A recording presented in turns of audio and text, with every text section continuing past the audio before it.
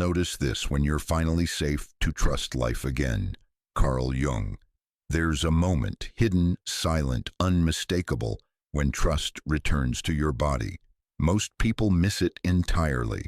They're waiting for a thought, a decision, a conscious choice to trust again.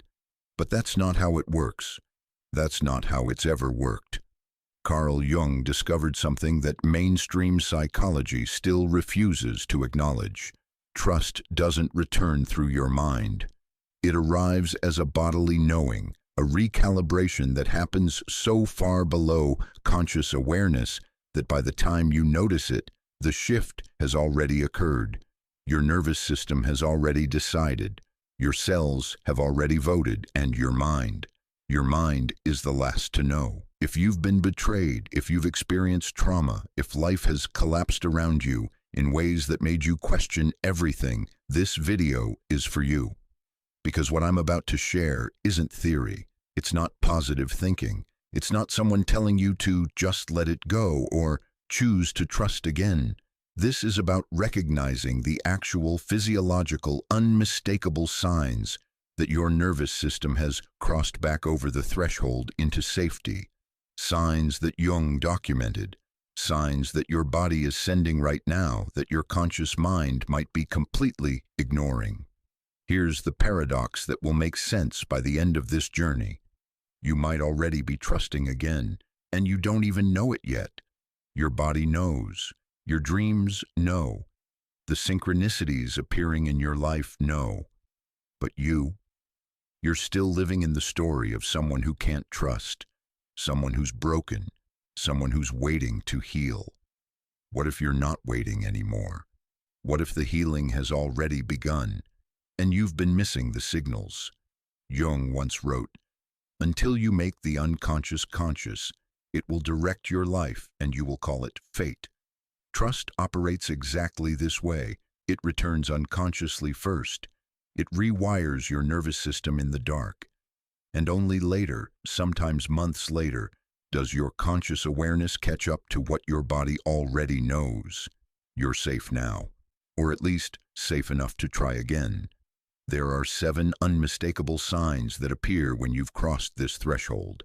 7 somatic markers, bodily shifts, physiological changes that cannot be faked, cannot be forced, cannot be thought into existence. They simply arrive when your system has completed a process you weren't consciously conducting. They arrive when the deep, ancient, survival-oriented parts of your brain have assessed the environment and determined the threat has passed. You can come out now. You can soften now. You can trust now. But here's what makes this so painful and so beautiful. You feel safe before you think safe. Your body trusts before your mind does. This creates a strange liminal space where your nervous system is saying yes, while your thoughts are still screaming no. Where you find yourself laughing spontaneously, crying at beauty, sleeping deeply, and then your mind rushes in with panic. Wait, why am I letting my guard down? This isn't safe. I'll be hurt again. This is the trust paradox, and it's why cognitive therapy, for all its value, often misses the actual healing mechanism. You cannot think your way into trusting again. You cannot decide to trust. You cannot use willpower or affirmations or mental strategies to force your nervous system out of protective mode. The nervous system operates on its own timeline, according to its own ancient logic. It will not be rushed. It will not be convinced by your thoughts. It only responds to one thing: sustained evidence of safety. And when that evidence accumulates, through time, through consistent experience, through the slow, invisible work of healing that happens in the background of your life, something shifts, something unlocks. And suddenly, without warning, without permission, without conscious choice, trust begins to return, not as a decision, as a arrival. Let me be clear about what we're exploring here. This isn't about trusting other people, though that will come. This isn't about naive optimism or toxic positivity or spiritual bypassing. This is about something far more fundamental. trusting life itself, trusting that the ground will hold you, trusting that your perceptions are valid, trusting that you can survive whatever comes next, trusting the process of your own unfolding, even when you can't see where it's leading. This is about the restoration of your primal relationship with existence. When that relationship shatters through betrayal, through loss, through trauma, it doesn't just hurt your feelings. It dismantles your psychic architecture. It breaks the bridge between self and world that Jung called the fundamental structure of human consciousness. You become an island, defended, armored, alone. And from that island, you watch life happen to other people, people who still seem to trust, people who still seem to believe that good things can happen without disaster following immediately behind. You watch them and you think, they don't know, they haven't learned yet, they're naive, and I'm awake. But what if that's not wakefulness? What if that's the wound speaking? What if the protective distrust that feels like wisdom is actually the thing preventing you from seeing the signs that safety is trying to return? This is the invitation to learn the language your body speaks when trust is coming back, to recognize the 7 somatic signs, to understand that healing isn't linear, isn't conscious, isn't under your control, but it is happening. It's happening right now, beneath your awareness, in the deep channels where your nervous system is always listening, always assessing, always preparing for the moment when it's safe to open again. And when you learn to recognize these signs, something extraordinary happens. You stop fighting your own healing. You stop trying to force trust through willpower. You stop performing vulnerability to prove you're okay. Instead, you simply notice, oh, my body already knows something my mind hasn't accepted yet. My body is already trusting. My body is already safe. Maybe I can stop fighting that. Maybe I can let my mind catch up to where my body has already gone. The 7 signs we'll explore aren't subtle. They're not abstract. They're physical, observable, undeniable. They are spontaneous deep breaths that appear out of nowhere, natural sleep returning after years of insomnia, appetite for life in both literal and metaphorical senses, playfulness emerging when you thought you'd lost your sense of joy forever, crying easily at beauty when you've been numb for years, time perception shifting as you exit chronic hypervigilance, and finally, most tellingly, sexual desire returning as the ultimate biological signal that your system feels fundamentally safe again. These aren't things you can fake. You can't convince yourself to have them. You can't manifest them through positive thinking. They simply appear when the deep recalibration is complete, when your nervous system has done its work, when the unconscious healing process has reached a critical threshold. And if you're watching this and you're thinking, I haven't experienced any of these, maybe I'll never heal, maybe I'm too broken, pause that thought. Because what we're about to explore will explain why healing happens on a timeline you don't control, why distrust might be the most intelligent thing your psyche ever did, and why the absence of trust right now doesn't mean trust won't return tomorrow. Jung understood something profound. The psyche heals itself if given the right conditions, not through force, not through willpower, through time, through safety, through the mysterious organic process of psychological transformation that happens when we stop interfering with it. Your job isn't to make trust return. Your job is to recognize it when it does.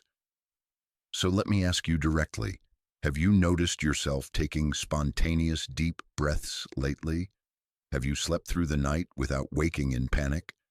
Have you found yourself crying at something beautiful, a sunset, a song, a stranger's kindness, when just months ago you felt nothing? Have you caught yourself playing, laughing, being silly for no reason? If you have, even once, even briefly, your body is trying to tell you something. It's saying, the worst is over, you survived, you're safe enough now to begin softening, you're safe enough now to begin trusting. The question is, will you listen?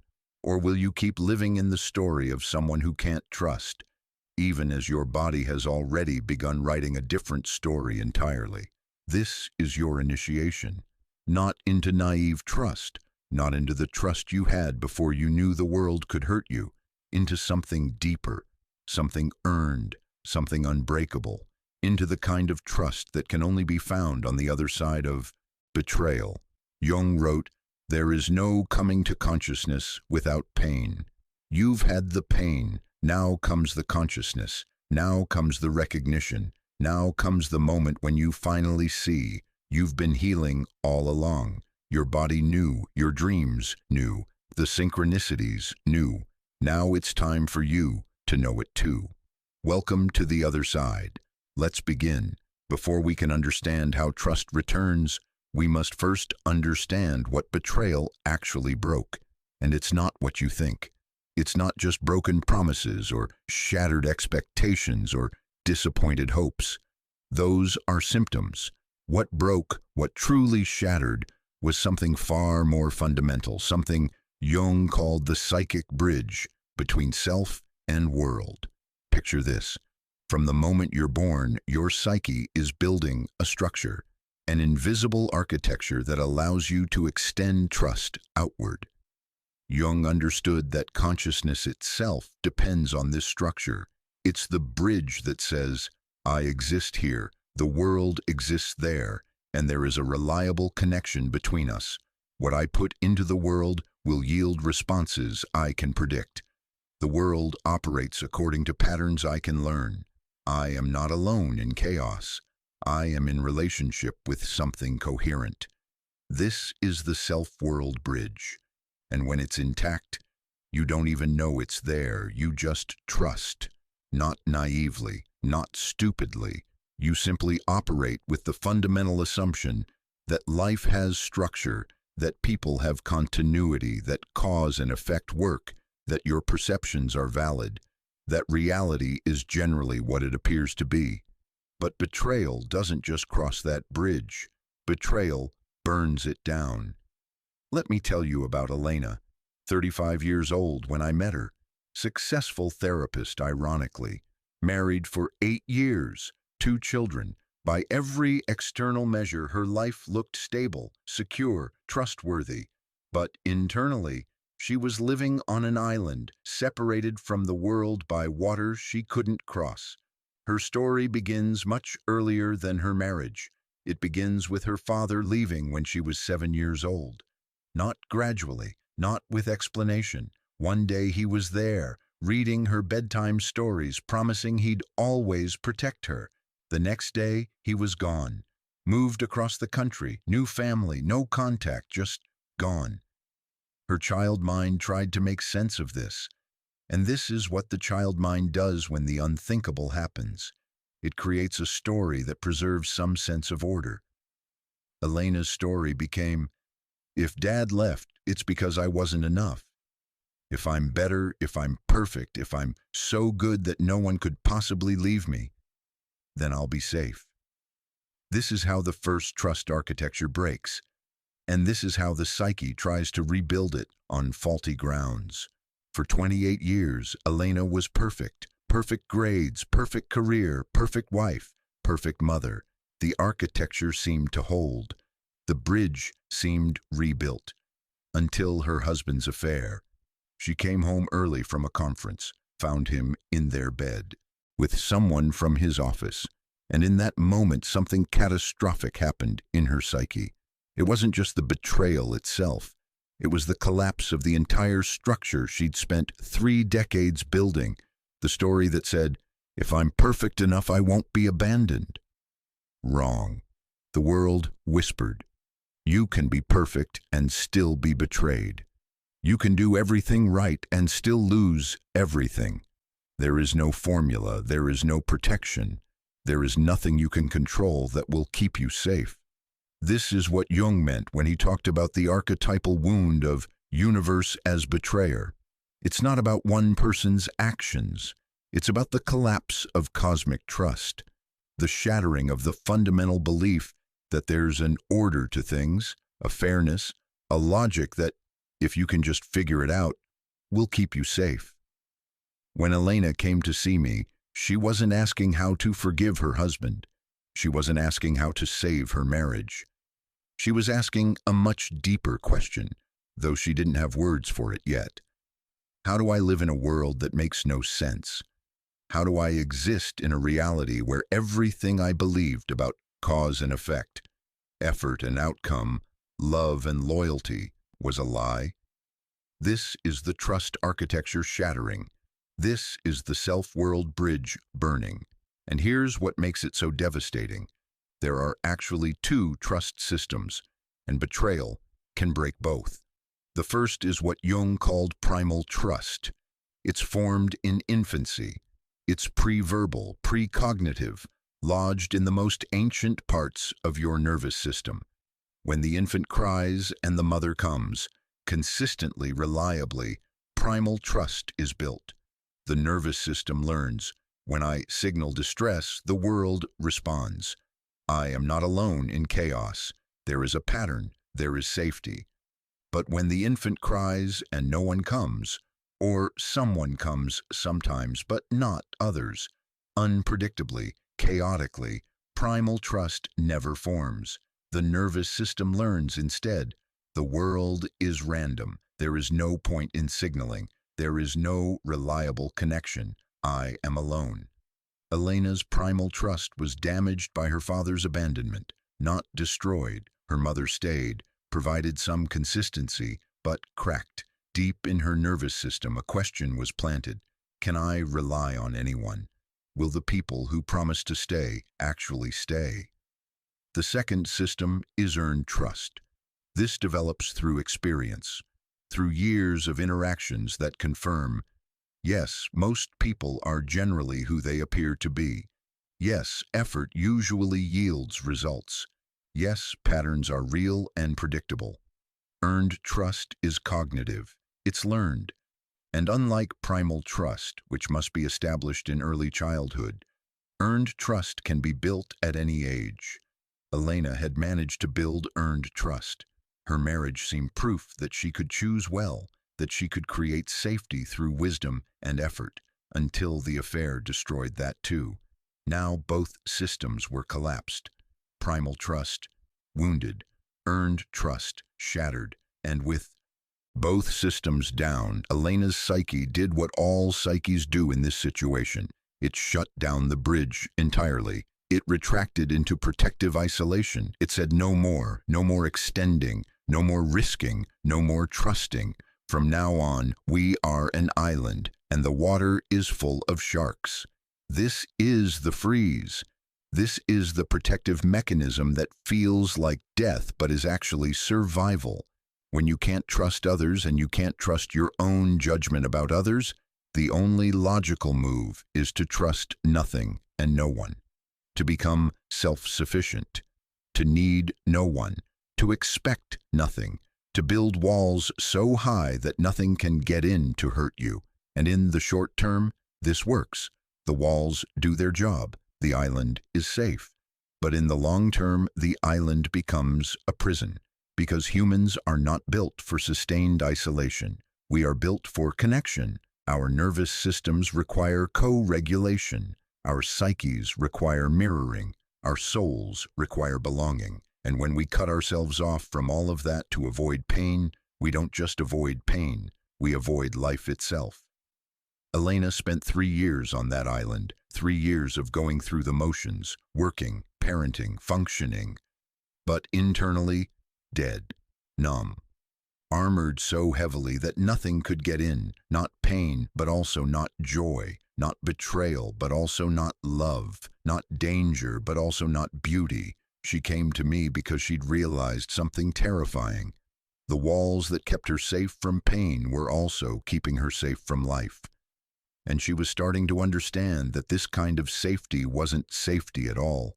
It was slow death by isolation.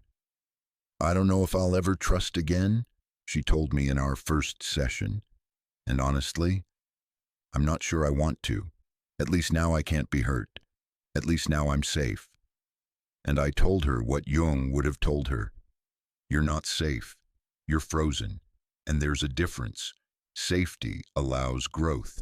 Freeze prevents it. You're not healing by staying on this island. You're just surviving, and the human psyche cannot survive indefinitely without hope of reconnection. Eventually, the freeze becomes the danger. This is what betrayal actually breaks. Not trust in one person, trust in the structure of reality itself. Not belief in one relationship, belief in the possibility of reliable connection. Not faith in a single outcome, faith in the coherence of cause and effect. Betrayal breaks the psychic architecture that allows you to participate in life without constant terror. And here's the part that no one talks about. You can't rebuild this architecture with your mind. You can't think your way back to trust. You can't use affirmations or visualizations or cognitive reframes to reconstruct the self-world bridge. Because it was never a thought structure to begin with. It was a felt structure, a nervous system structure, a deep, somatic, pre-verbal knowing that existed long before you had words for it. This is why positive thinking doesn't work for trust wounds, because you're trying to use conscious thought to repair something that exists in the unconscious somatic realm. It's like trying to fix your nervous system with a poem. The poem might be beautiful, but it's the wrong tool for the job. Elena would tell herself, "Not all people are betrayers. My husband was one person. I can trust others."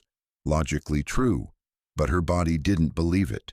Her nervous system didn't update, because the nervous system doesn't respond to logic. It responds to sustained experience of safety, and 3 years of isolation wasn't providing that. So what does rebuild the bridge?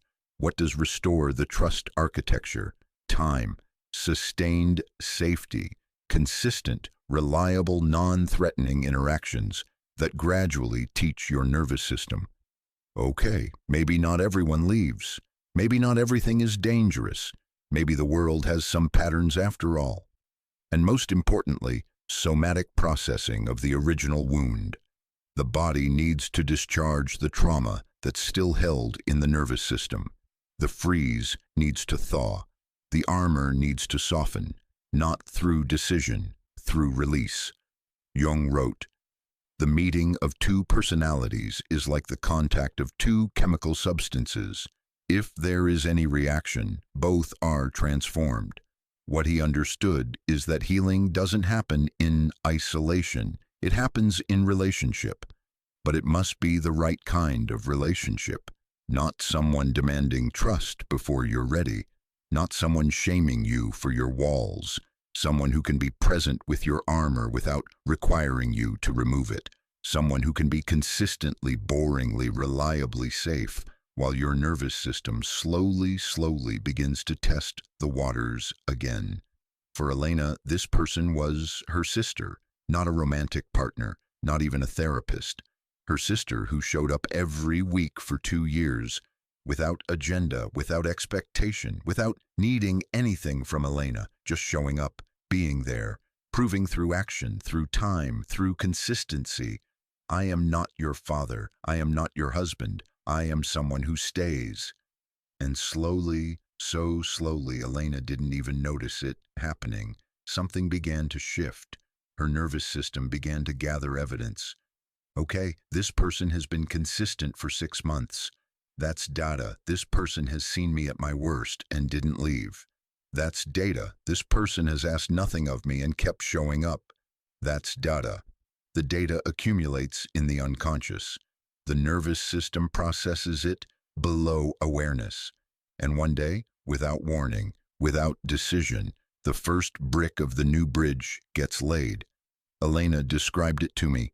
"I was with my sister and we were just talking about nothing, TV shows, I think, and I realized I'd been laughing, really laughing, not performing, not pretending, actually laughing. And for just a moment I forgot to be vigilant. I forgot to monitor whether she was trustworthy. I just was with her. And that's when I knew something had changed. Not in my mind. My mind was still suspicious. But in my body had started trusting again. This is how the bridge rebuilds. not through cognitive effort, through somatic experience, through the accumulation of safety data that your nervous system processes in the background, until one day it reaches a threshold and decides, okay, we can try again, carefully, slowly, but we can try. The architecture doesn't return all at once. It returns in stages. First, you trust one person in one context, then maybe another person in another context. The bridge starts as a narrow rope, barely walkable, but each successful crossing strengthens it. Each time you extend trust and don't get betrayed, the structure reinforces, until eventually, years later, you have something that resembles a bridge again. But here's the crucial difference. It's not the same bridge you had before. It's not innocent trust. It's not naive trust. It's conscious trust. It's trust that knows what betrayal feels like and chooses to risk anyway. It's trust that carries wisdom, discernment, and the hard-won knowledge that you can survive loss. Jung called this earned trust, and he believed it was actually superior to the trust you had before the wound. Because earned trust isn't blind. It's eyes wide open trust. It's trust that says, I know you could hurt me. I know life could collapse again. I know there are no guarantees. And still, I choose connection over isolation. I choose vulnerability over armor. I choose the risk of pain over the certainty of numbness. This is the trust that emerges on the other side of betrayal, not the trust of the naive, the trust of the initiated. Elena is on the other side now, 5 years later. She's in a new relationship. She's let people in. She's rebuilt her bridge. But she tells me, I'll never trust the way I did before. And honestly, I don't want to. That trust was unconscious. I didn't even know I was trusting. I was just assuming the world worked a certain way. This trust is different. It's a choice. Every day I choose it, and somehow that makes it stronger. Because it's not naive. It's wise. This is what betrayal actually breaks, and this is what can be rebuilt, not the same structure, but a better one, not innocent, but conscious, not blind, but clear-eyed, not given away freely, but offered carefully to those who earn it. The question isn't whether you can trust again. You can. Your psyche wants to. Your nervous system is designed for connection, not isolation. The question is, will you honor the time it takes? Will you respect your system's need to gather evidence before it lays the first brick of the new bridge? Will you stop trying to think your way back to trust and instead let your body lead the way? Because your body knows. Your body always knows. And when it's safe enough, when the evidence is sufficient, when the time is right, trust will return, not as a thought, as a knowing, as an arrival, as the quiet, unmistakable feeling of the bridge being built again, one interaction at a time, until one day you find yourself on the other side without remembering the moment you crossed. Jung wrote, "Until you make the unconscious conscious, it will direct your life and you will call it fate." Your trust was broken unconsciously. It will rebuild unconsciously. Your job isn't to force it. Your job is to recognize it when it arrives, and then, finally, to let your conscious mind catch up to what your unconscious has already accomplished. The bridge is building. Can you feel it? Now we come to the part that will challenge everything you believe about healing, the part that will make you angry, confused, and, eventually, liberated. Because what I'm about to say goes against every mainstream narrative about trust, trauma, and recovery. What if your inability to trust wasn't dysfunction? What if it was intelligence? What if the years you spent isolated, armored, suspicious, withdrawn? What if those weren't wasted years?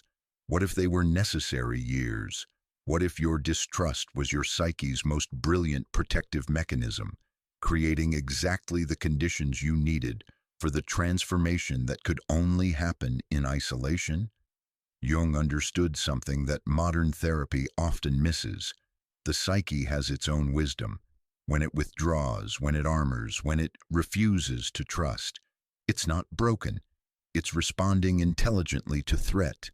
And more than that, it's creating a cocoon, a protective space where deep metamorphosis can occur without interference. Think about the caterpillar. It doesn't decide one day to trust the cocoon process. It doesn't use positive affirmations to feel safe during liquefaction. It simply enters the dark, dissolves completely, and emerges transformed.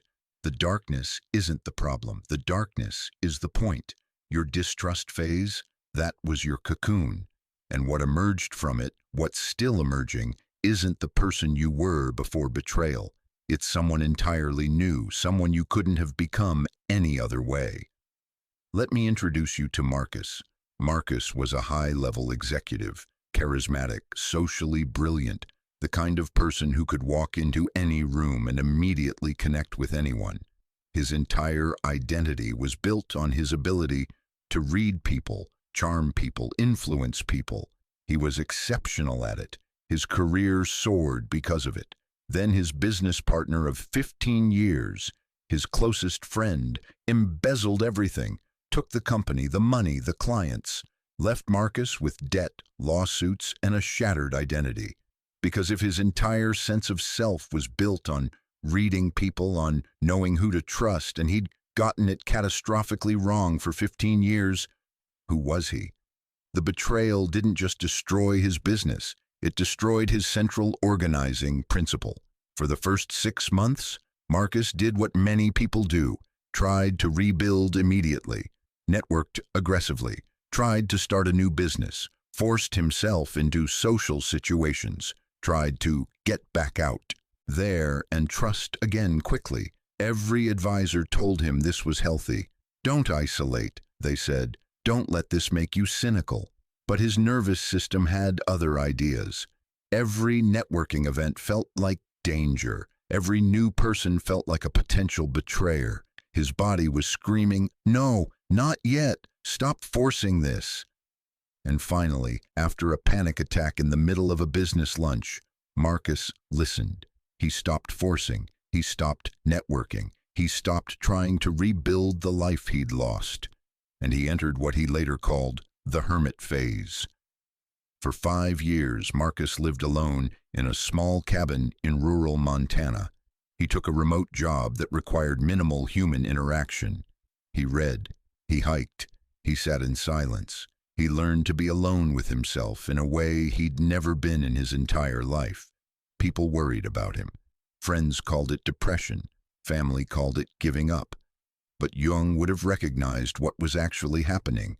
Marcus was in the cocoon.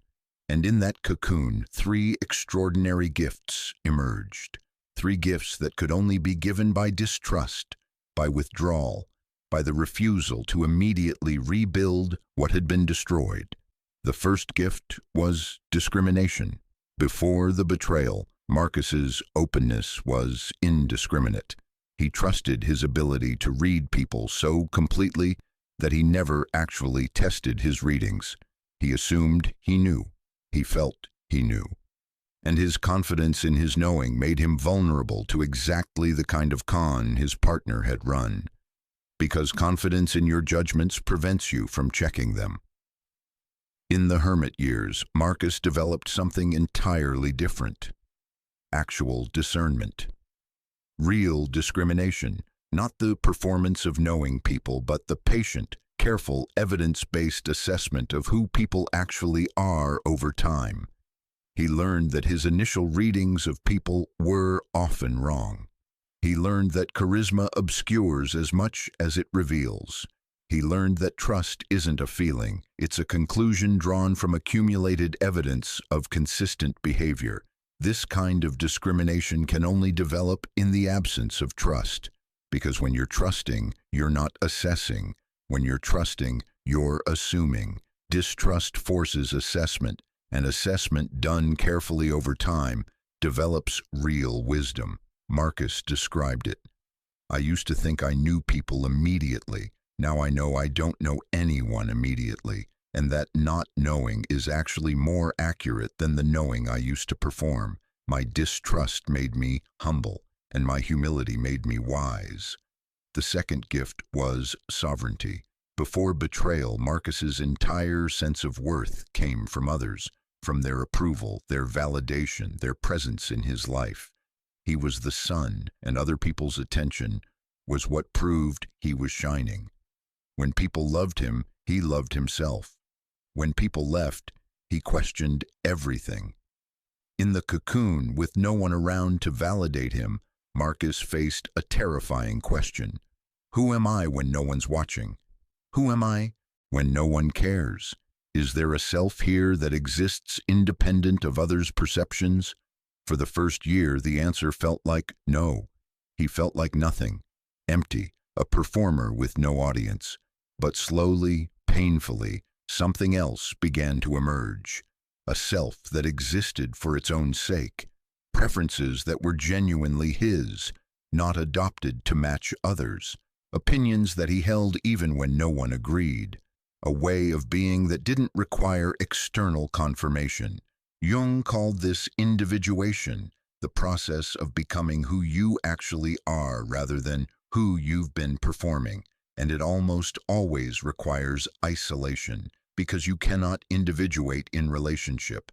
Relationship is too seductive, too validating, too good at confirming the persona you've been presenting. Only in isolation can you discover the self beneath the performance. Marcus found sovereignty in the hermit years, self-possession, the ability to be with himself without needing others to complete him. And paradoxically, this made him more capable of genuine relationship than he'd ever been before, because he was no longer seeking completion through others. He was offering connection from wholeness. I had to stop needing people, he told me, before I could actually love them. Before the betrayal, every relationship was secretly about me, about being seen, being validated, being confirmed. In the isolation, I finally became enough for myself. And now, when I connect with people, it's actually about them, about genuine interest, not about filling my void. This is sovereignty, and it can only be earned through the refusal of external validation long enough to find internal ground. The third gift was depth. When the outer world feels dangerous, the psyche turns inward. And in that inward turn, if you don't distract yourself, if you don't numb, if you don't run, you discover depths you never knew existed. Dreams become vivid. The unconscious speaks. Symbols emerge. You begin to see the patterns, the archetypes, the deep structure of your own psyche. Marcus had never been interested in psychology, philosophy, spirituality, or anything that couldn't immediately advance his career. But in the hermit years, with nowhere to go and nothing to build, he started reading Jung. Then he started journaling his dreams. Then he started noticing synchronicities. Then he started understanding his own patterns, the compulsion to charm, the fear of being alone, the wound beneath the charisma. He developed an interior life, a relationship with his own unconscious, a capacity to be with complexity, ambiguity, paradox, things that his former life, fast, social, surface level, had never required. I thought I was dying, he said, but I was actually being born.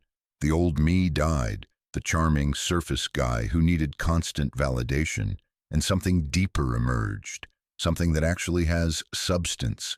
I'm not as entertaining anymore, but I'm real now, and real is so much better than entertaining. This is depth, and it develops in the dark. These three gifts, discrimination, sovereignty, depth, are the gifts of the distrust phase. They cannot be earned any other way. You cannot develop real discernment while trusting indiscriminately. You cannot find sovereignty while depending on others for your sense of self. You cannot discover psychological depth while living entirely on the surface. The distrust, the isolation, the withdrawal that felt like death, it was actually initiation. And here's the paradox Jung saw so clearly. You had to stop trusting life to learn what's actually trustworthy. You had to withdraw from the world to discover what in the world actually has value. You had to lose everything external to find what's eternal internal. This is why Jung wrote, "There is no coming to consciousness without pain." The pain isn't arbitrary. It's not random suffering. It's the labor pain of psychological birth. You're not being destroyed by the distrust phase. You're being transformed by it. But here's the critical distinction. This only works if you're actually in the cocoon, if you're using the time, if you're letting the darkness do its work instead of trying to escape it immediately. Modern culture wants you to bounce back fast. Get back out there. Don't let this define you. Move on quickly. But that's not healing. That's bypassing. Real transformation takes time. The caterpillar can't rush the cocoon. The psyche can't rush its metamorphosis. Marcus needed 5 years. For you, it might be 2 years, or 7 years, or 10. There's no standard timeline because this isn't a mechanical process. It's organic. The psyche knows how long it needs. And trying to rush it is like trying to rush a wound to heal by ignoring it. It doesn't accelerate healing, it prevents it. So if you're in the distrust phase right now, if you've been isolated, armored, unable to trust, I want you to consider something radical. What if you're not broken? What if you're in process? What if your distrust is your psyche's way of saying, not yet?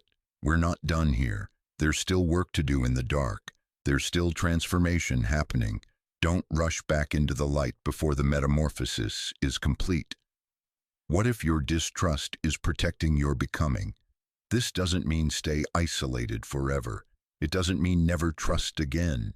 It means honor the intelligence of your withdrawal. Let it teach you discrimination. Let it develop your sovereignty. Let it give you depth. And when the gifts are received, when the transformation is complete, your psyche will know. Your nervous system will know. And trust will return not because you forced it, but because the cocoon phase is over and it's time to emerge. Jung wrote, "The meeting of two personalities is like the contact of two chemical substances. If there is any reaction, both are transformed. But you have to become a substance first. You have to develop enough interior structure that you have something to bring to the meeting, and that development happens in solitude, in darkness, in the fearful but ultimately generative space of not trusting while you figure out who you are when no one's watching." Marcus is on the other side now. He did eventually emerge. He has relationships. He has work he loves. He has community. But he's not the person he was before. He's someone new, someone discrimination, someone sovereign, someone deep. And he tells me, "I'm grateful for the betrayal now. I hate what happened. I hate what I lost. But I love who I became. And I couldn't have become this person any other way. The distrust was the doorway. The isolation was the classroom. The darkness was where I found my actual light." This is the dark gift. And if you're receiving it right now, if you're in the cocoon, if you're unable to trust and everyone's worried about you, know this: you're not lost. You can lie to your mind.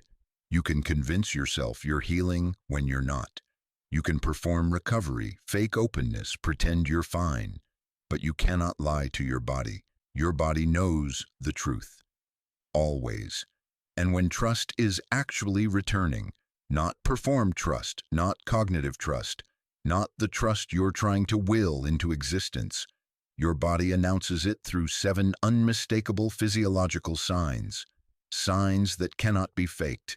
Signs that appear spontaneously when your nervous system has completed its recalibration and determined, at the deepest level, that the threat has passed. These aren't subtle. They're not symbolic.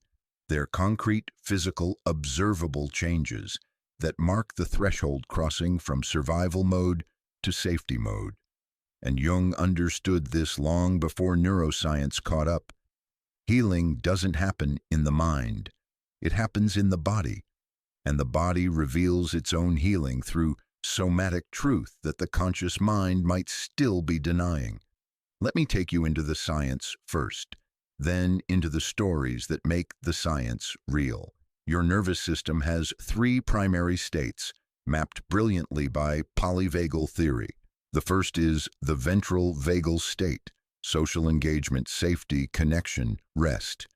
This is where you laugh easily, sleep deeply, digest properly, feel creative and playful. This is the state your nervous system wants to be in. This is home. The second is the sympathetic state, fight or flight, activated by threat, characterized by rapid heartbeat, shallow breathing, hypervigilance, anxiety. This is survival mode. Your body is prepared for danger. All non-essential systems shut down. You're ready to run or fight. The third is the dorsal vagal state, freeze, shut down, collapse. When fight and flight aren't options, when the threat is too overwhelming, your system does something radical. It shuts down entirely. You go numb, you dissociate, you feel nothing. This is the ultimate protection. If you can't escape the pain, you exit your body. When betrayal happens, when trauma hits, when trust shatters, your nervous system leaves ventral, vagal, and moves into sympathetic or dorsal vagal, and it stays there for months, for years, sometimes for decades. Because your system is still perceiving threat, it's still in survival mode. It hasn't received sufficient evidence that the danger has passed. You can't think your way out of these states. You can't convince your nervous system with logic that it's safe to relax. The nervous system operates on a much more ancient logic than conscious thought. It responds to one thing: consistent, sustained, embodied experience of safety. And when that experience accumulates, slowly, beneath awareness, your system begins to shift back toward ventral vagal, back toward safety, back toward the state where trust is possible. But here's what's extraordinary. This shift announces itself through your body before your mind has any idea it's happening. Your body crosses the threshold first. Your body begins trusting first. And it sends 7 unmistakable signals to tell you, we're safe now, we can open now, we can trust now. The first sign is spontaneous, deep breaths. You're sitting at your desk or driving your car or standing in your kitchen, and suddenly, without deciding to, without trying to, you take a deep breath. A full, expansive, diaphragmatic breath that fills your lungs completely and releases slowly, and it feels good. It feels like relief, like your body just remembered how to breathe properly. This is not conscious breathing. This is not a breathing exercise you're performing. This is your nervous system spontaneously resetting. The deep breath is a vagal nerve activation. Your system literally pressing its own reset button. It's releasing held tension. It's signaling to your brain, we're okay. We can afford to breathe deeply again. We're not in immediate danger. When you're in chronic stress, in sympathetic activation, your breathing becomes shallow. You're taking short, high chest breaths to prepare for action. You're not fully oxygenating. You're in survival breathing, and you might not even notice. This becomes your baseline. But when safety returns, one of the first things that shifts is breath. Suddenly, spontaneously, your body remembers, oh, we can breathe deeply. We can let the breath go all the way down. We can relax the diaphragm. Listen to Sarah describe it.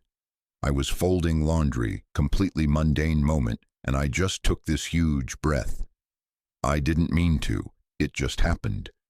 And I realized I couldn't remember the last time I'd breathed like that. For 2 years after my divorce, I'd been breathing like I was about to be attacked. Shallow, tight, high in my chest. But that day, folding laundry, my body just exhaled, like it had been holding its breath for 2 years, and finally felt safe enough to let go. I started crying right there in the laundry room, because I realized something has shifted.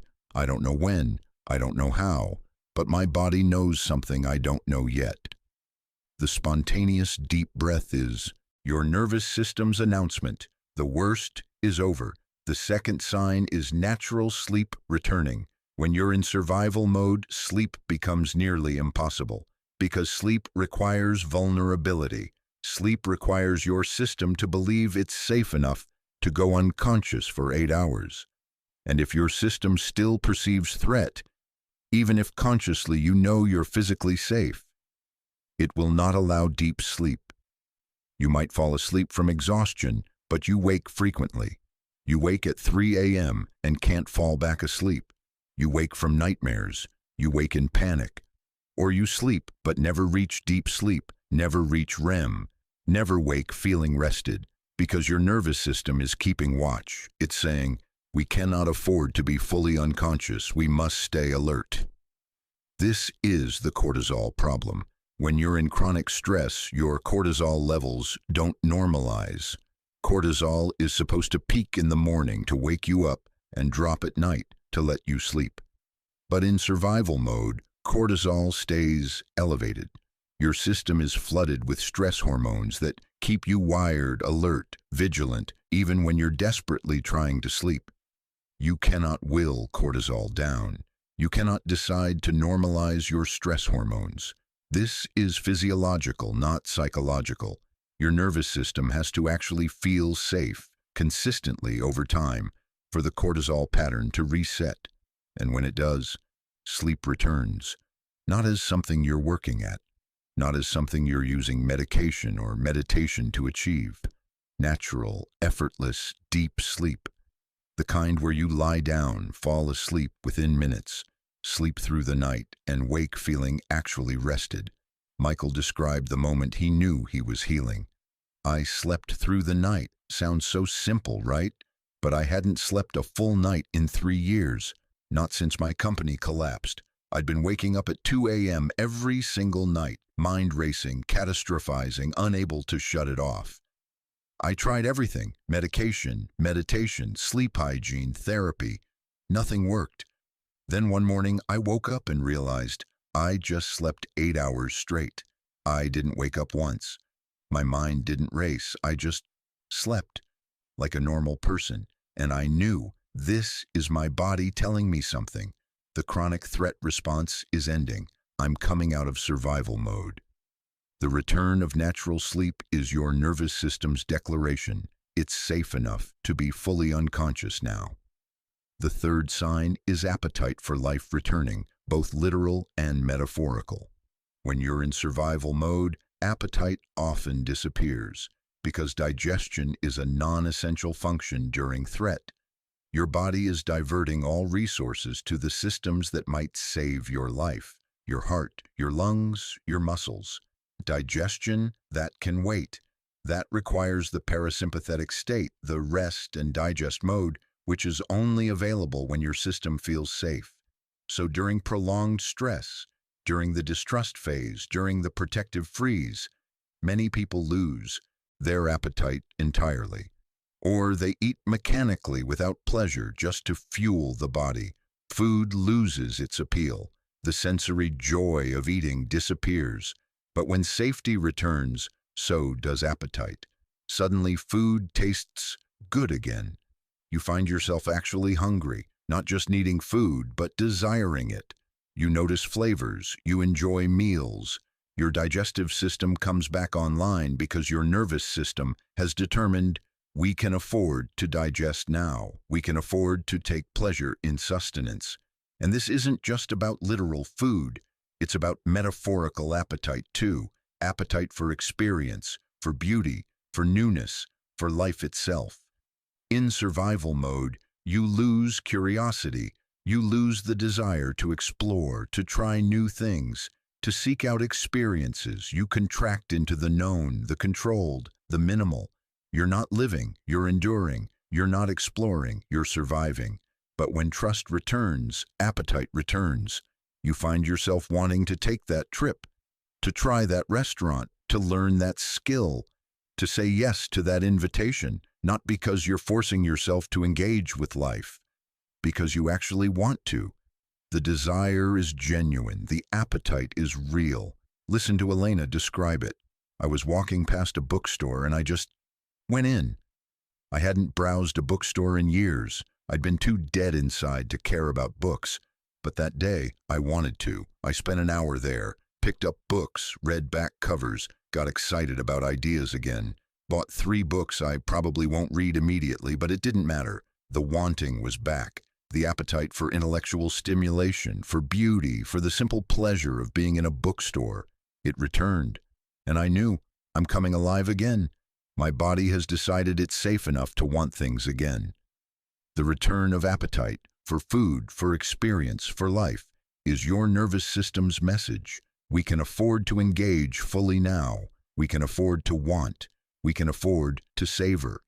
The 4th sign is playfulness emerging. This might be the most undeniable sign because playfulness is impossible to fake. You can perform happiness. You can smile when you don't feel it. You can laugh politely at jokes. But you cannot manufacture genuine playfulness. It only emerges from the ventral vagal state, the state of safety, connection, and social engagement. Play is a luxury of the secure. When your system perceives threat, play is impossible. There's nothing funny, nothing light. Everything is heavy, serious, dangerous. Your mind cannot rest enough to be silly, to joke, to engage in the purposeless joy that characterizes play. But when safety returns, playfulness spontaneously emerges. You find yourself being silly, making jokes, laughing at absurdity, engaging in activities just for fun, with no purpose, no productivity, no goal. You play, and this isn't childish regression. This is nervous system health. The capacity for play is a biological marker of safety. It's your system saying, we have enough resources, we're secure enough. We can afford to be unproductive. We can afford to be spontaneous. We can afford to not take everything seriously. David, the combat veteran I mentioned earlier, described the moment playfulness returned after years of PTSD. I was with my nephew and he was showing me some ridiculous dance move from TikTok or whatever. And instead of just watching, which is what I'd have done for the last 5 years, just numbly watching, I started copying him, badly, and we were both laughing, and I was being completely ridiculous, and for about 3 minutes, I forgot to be the traumatized veteran. I forgot to be hyper-vigilant. I forgot to be broken. I was just playing, like a normal uncle. And afterward, I sat there thinking, when was the last time I was playful? When was the last time I did something just because it was fun? Years. It's been years. And the fact that it just happened, spontaneously, without me forcing it, that told me more about my healing than any therapy metric ever could. The emergence of playfulness is your nervous system's celebration. We're safe enough to be spontaneous. We're safe enough to be unguarded. We're safe enough to be joyful. The 5th sign is crying easily at beauty. This one seems counterintuitive. Crying feels like pain, not healing. But there's a specific kind of crying that marks the transition from freeze to flow, from numbness to feeling. Crying at beauty. When you're in protective freeze, in dorsal vagal shutdown, you feel nothing, not pain. You've already got too much pain. Not joy. Joy requires vulnerability. You feel nothing. You're numb. The world is gray. Beauty doesn't touch you because you're not available to be touched. You're armored. You're unavailable. But when your nervous system begins to thaw, when safety begins to return, something extraordinary happens. Your emotional range expands. And often, the first feeling that returns isn't happiness. It's tenderness. The capacity to be moved, to be touched, to feel the poignancy of beautiful things. You're watching a movie, and a moment of unexpected kindness brings tears. You're listening to music, and a particular chord progression breaks you open. You see a stranger helping another stranger, and you start crying. You watch a sunset, and suddenly you're weeping. This isn't weakness, this is thaw. This is your nervous system relaxing its protective numbness and allowing feeling to return. And beauty is safe to feel because beauty doesn't require you to process trauma or confront pain. Beauty just asks you to be present, to be open, to receive. Jung understood this. The meeting of two personalities is like the contact of two chemical substances. If there is any reaction, both are transformed. But you could say the same about beauty and the psyche. When beauty meets a thawed nervous system, tears are the reaction that confirms transformation is occurring. Rachel described it. I'd been emotionally dead for 18 months. My therapist was worried because I couldn't cry, couldn't feel, couldn't access any emotion beyond a kind of flat anxiety. Then one day I was driving and this song came on. Nothing special, just a pop song. And I started sobbing. Pulled over because I couldn't see through the tears.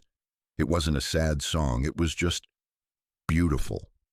The melody, the lyrics, something about it just cracked me open. And I sat there crying in my car. And I realized I can feel again. The numbness is lifting. Beauty is getting through. I'm alive again. Crying at beauty is your nervous system's declaration. We can afford to feel now. We can afford to be moved. We can afford to be tender. The sixth sign is time perception shifts. This is subtle but profound. When you're in hypervigilance, in sympathetic activation, time feels different. It feels compressed, urgent, scarce. You're always rushing, always behind, always worried about what's next. The present moment is intolerable because your system is always scanning for future threats. Hypervigilance creates a specific time distortion. You're never here. You're always 5 minutes ahead, catastrophizing, preparing, anticipating danger. You cannot rest in the present because the present is where your system believes the threat might emerge. But when safety returns, time perception normalizes. The present moment becomes bearable, then tolerable, then actually pleasant. You find yourself sitting with your coffee without thinking about the 12 things you need to do afterward. You find yourself in a conversation fully present instead of planning your exit. You find yourself watching the trees move in the wind and not checking your phone. This is the exit from hypervigilance. This is your nervous system saying, we don't need to scan constantly anymore. We can afford to be here, now, in this moment, without monitoring for danger. And paradoxically, when you can be present, time feels more abundant. It expands. You have time. You have space. The urgency releases. James described this shift. I realized I'd been sitting on my porch for 20 minutes doing absolutely nothing, not scrolling my phone, not making mental lists, not worrying, just sitting, watching birds, being. And when I noticed this, I almost panicked. What am I doing? I'm wasting time. But then I realized this is what normal people do. Normal people can sit and do nothing without their nervous system screaming at them. And for the first time in years, I was doing it. My system had relaxed enough to let me just be. The shift in time perception is your nervous system's invitation. You can stay in the present now. It's safe here. The seventh sign, and perhaps the most undeniable, is sexual desire returning. Human sexuality is profoundly connected to nervous system state. Sexual desire, arousal, pleasure, all of these require your system to be in a state of fundamental safety because sex is vulnerable, sex is unguarded, sex requires you to be present in your body, open to sensation, willing to be seen. When you're in survival mode, sexual desire often disappears completely. It's not that you decide not to be interested. Your body makes the decision for you because your nervous system has determined this is not safe. We cannot afford to be vulnerable right now. We cannot afford to be that open. All resources must go to survival. This is biological wisdom. In a genuinely unsafe situation, reproduction is not the priority. Survival is. So desire shuts down. Arousal becomes difficult or impossible. Sex becomes mechanical or non-existent.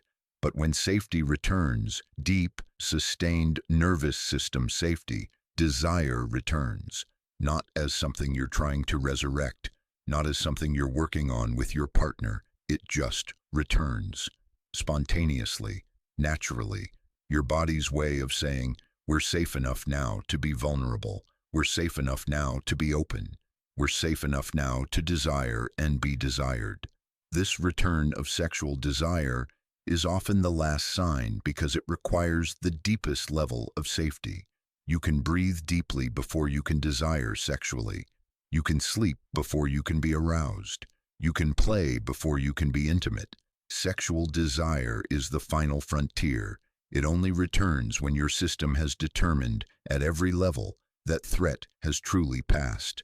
Maria described it.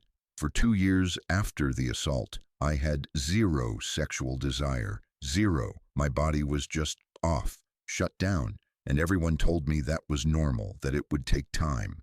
I believed them intellectually, but emotionally I thought, maybe this is just who I am now. Maybe I'll never want sex again. Then one day, I don't know what triggered it, I was reading a book, a completely non-sexual book, and I felt it. Desire, arousal, the sensation of wanting. And I actually started crying because I thought this was gone forever. But my body knew better. My body was waiting for the right moment, for sufficient safety, for the deep knowing that I was okay again. And when that knowing arrived, so did desire. My body was telling me, you've healed enough, you're safe enough, you can be vulnerable again. The return of sexual desire is your nervous system's ultimate declaration. We trust life enough to create it. These 7 signs, spontaneous deep breaths, natural sleep returning, appetite for life, playfulness emerging, crying at beauty, time perception shifts, sexual desire returning, are not under your conscious control. You cannot decide to have them. You cannot manifest them through positive thinking. You cannot will them into existence. They appear when they appear. When your nervous system has completed its recalibration, when sufficient evidence of safety has accumulated, when the deep, ancient, survival-oriented parts of your brain have reached a threshold and determined, the threat has passed. We survived. We can open now. Your job is not to make these signs appear. Your job is to recognize them when they do. Because here's what happens when you don't recognize them. You keep living in the story of someone who can't trust, someone who's broken, someone who's stuck, even though your body has already moved on. Your body is already healing, your body is already trusting, and your conscious mind is the only thing that hasn't caught up yet. Jung wrote, "The meeting with oneself is, at first, the meeting with one's own shadow. But eventually, that meeting includes the meeting with your own healing, with your own resilience, with your body's quiet insistence that you're safer than you think you are." So I'll ask you again, have you taken any spontaneous deep breaths lately? Have you slept through the night? Has food started tasting good again? Have you caught yourself being silly? Have you cried at something beautiful? Has time felt more spacious? Has desire returned? If the answer to any of these is yes, even once, even briefly, your nervous system is trying to tell you something. It's saying, the worst is over, you survived, and now, slowly, carefully, at our own pace, we're learning to trust again. Will you listen, or will you keep insisting you're broken while your body is quietly proving you're healing? The truth is in your body. It always has been. Jung knew this, and now you know it too. There's a phenomenon that happens when trust returns. A phenomenon so consistent, so widely reported, that it demands explanation, but mainstream psychology refuses to touch it. Because what I'm about to describe doesn't fit into materialist frameworks. It doesn't make mechanistic sense. It suggests that reality itself might be responsive, participatory, alive. Carl Jung called it synchronicity, the occurrence of meaningful coincidences that cannot be explained by causality, events that are connected not by cause and effect, but by meaning. And he noticed something extraordinary when his patients healed their trust wounds, when their psyches moved from contraction to expansion, when their nervous systems shifted from threat to safety. Synchronicities exploded, perfect timing, right people appearing, doors opening unexpectedly. opportunities manifesting precisely when needed, solutions arriving through impossible coincidence, as if the universe itself was responding to their internal shift, as if life was cooperating with them again. Before we go further, I need to address the skeptics watching this, because I know what you're thinking. This is confirmation bias. This is pattern recognition gone wild. This is magical thinking. And I respect that. Jung respected that too. He was a scientist. He demanded rigor. He knew the difference between genuine synchronicity and desperate meaning-making. But he also knew this. Some experiences are so consistent, so transformative, so inexplicable through conventional models that dismissing them as delusion is itself unscientific. The true scientist investigates what appears, not what theory says should appear. So let's investigate. Jung defined synchronicity as a causal connecting principle, events connected by meaning rather than causation. He gave the famous example of a patient who was describing a dream about a golden scarab beetle when an actual scarab beetle flew into his office window at that exact moment. The probability of this? Astronomically low. The meaning? Profound. It broke through the patient's rational defenses and opened her to psychological transformation. But Jung noticed synchronicities weren't random. They appeared most frequently during periods of psychological transformation, during individuation, during the transition from unconscious living to conscious living, during the movement from ego to self, and specifically, and this is critical, during the restoration of trust. Why? His explanation was radical. When your psyche is contracted, defended, armored against life, you're in a state he called psychic closure. You're not open, you're not receptive, you're not available to the universe's offerings. You're in a defended relationship with reality, expecting threat, scanning for danger, refusing cooperation. But when healing occurs, when trust begins to return, your psyche moves into psychic openness. You're available again, receptive, participating with life rather than defending against it. And in this state of openness, Jung believed, you become permeable to what he called the unus mundus, the unified reality that connects all things. You become available to meaningful coincidence because you're no longer blocking the universe's attempts to coordinate on your behalf.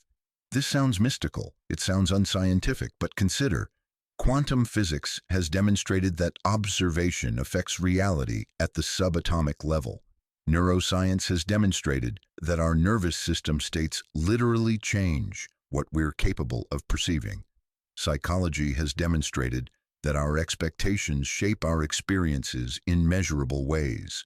So is it really so impossible that our internal state, our nervous system calibration, our psychic openness, our energetic availability might interface with the larger field of reality in ways we don't yet understand? That when we shift from defended to open, from closed to receptive, from distrusting to trusting, reality itself might shift in response? Jung didn't claim to fully understand the mechanism. He simply documented the phenomenon. And the phenomenon is this. When people heal, synchronicities surge. When trust returns, life starts cooperating. Let me tell you Sarah's story. Sarah's trust collapse came through divorce.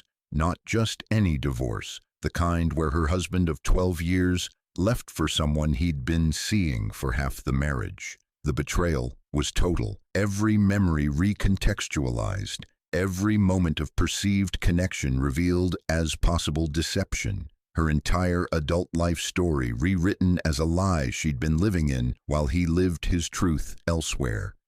The divorce took 2 years to finalize. Brutal, contested, financially devastating. And during those 2 years, Sarah lived in what she called the gray time. Nothing worked. Every plan fell through. Every door that opened slammed shut immediately. Jobs she applied for went to others. Apartments she tried to rent got leased the day before. Friends promised support and then disappeared. Even small things, her car breaking down, her laptop dying, her phone shattering, felt like the universe was actively working against her. I felt cursed, she told me, like I was living under a dark cloud, like life itself had decided I didn't deserve good things. And the worst part was, I started believing it. Maybe I don't deserve good things.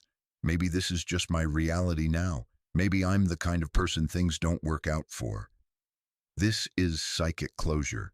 When trust collapses, when you move into deep defensive contraction, your nervous system isn't just protecting you from people, it's protecting you from life itself. You're broadcasting, don't come near me, don't offer me anything, I won't be fooled again, I won't be hurt again, leave me alone. And in some mysterious way, life does. Opportunities don't appear, connections don't form, things don't work out. Not because the universe is against you, because you're not available, you're closed, you're broadcasting rejection, and the universe, as Jung would say, is responding to your broadcast. Sarah spent 2 years in the gray time, processing, grieving, doing her inner work, therapy, journaling, dream work, body work. She wasn't trying to force healing, she was honoring the darkness, letting the cocoon do its work. And then, about 6 months before she contacted me, something shifted. She couldn't name it. She couldn't identify the moment. She just noticed, I feel lighter. The heaviness is lifting. I'm not happy yet, but I'm not dead anymore either. Something is moving. What she didn't know, what she couldn't have known, was that her nervous system had crossed a threshold. The sustained inner work, the time, the processing, the grief, it had accumulated into a critical mass, and her system had determined, we're safe enough now, we can open now, we can trust now. She didn't consciously decide to trust again. She didn't make a choice to be open. Her body made the decision for her. And reality noticed. Within 1 month of this internal shift, Sarah's external life transformed completely. First, an old colleague she hadn't spoken to in years reached out randomly on LinkedIn. They had coffee. He mentioned his company was looking for someone with her exact skill set. She interviewed, got offered the job within a week. Better pay than she'd ever made. Better role. Better culture. Coincidence? Possibly. Second, the apartment she'd been trying to afford in her target neighborhood had been out of reach. She'd accepted she'd have to settle for something less ideal. Then the current tenant suddenly had to break their lease early, and the landlord, instead of listing it publicly, called Sarah directly because he'd kept her application from 6 months earlier when she couldn't afford it. Now she could. She moved in 2 weeks later. Coincidence? Maybe. Third, a friend randomly invited her to a weekend workshop on trauma recovery. Sarah almost didn't go. She'd been workshopped out, felt done with self-help events. But something told her to go. She went, met a woman there who became her closest friend. That woman introduced her to a man who, 2 years later, she's now engaged to. Coincidence? Unlikely. Fourth, she needed a new car, had been dreading the process, the negotiation, the financing, the inevitable stress. The day she finally decided to start looking, her neighbor knocked on her door. His mother had died and left him her car, barely used, well-maintained, reliable. He didn't need it. He knew Sarah had been in a tough spot. He offered it to her for half what it was worth, with payment plans she could manage. Coincidence? Suspicious. Fifth, she'd been worried about money for legal fees. The divorce had debt implications she was still navigating. 1 week later, she received notification that she was owed a tax refund from 3 years prior that the IRS had miscalculated. The check arrived within days. The amount? Within $50 of what she owed her lawyer. Coincidence? Now we're stretching probability. Sixth, her estranged sister hadn't spoken in 5 years due to family conflict, sent an email out of nowhere, apologizing, wanting to reconnect. They met for lunch. The relationship healed. Her sister later became her maid of honor. All of this. 1 month. After 2 years of nothing working, Sarah described it.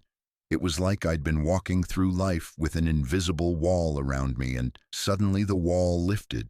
Everything started flowing. Doors opened, people appeared, solutions manifested, and I kept waiting for the other shoe to drop because that's what I was used to. But it didn't drop. Things just kept working out, one after another, and I realized this isn't luck. This is something responding to something, and the something that changed was me.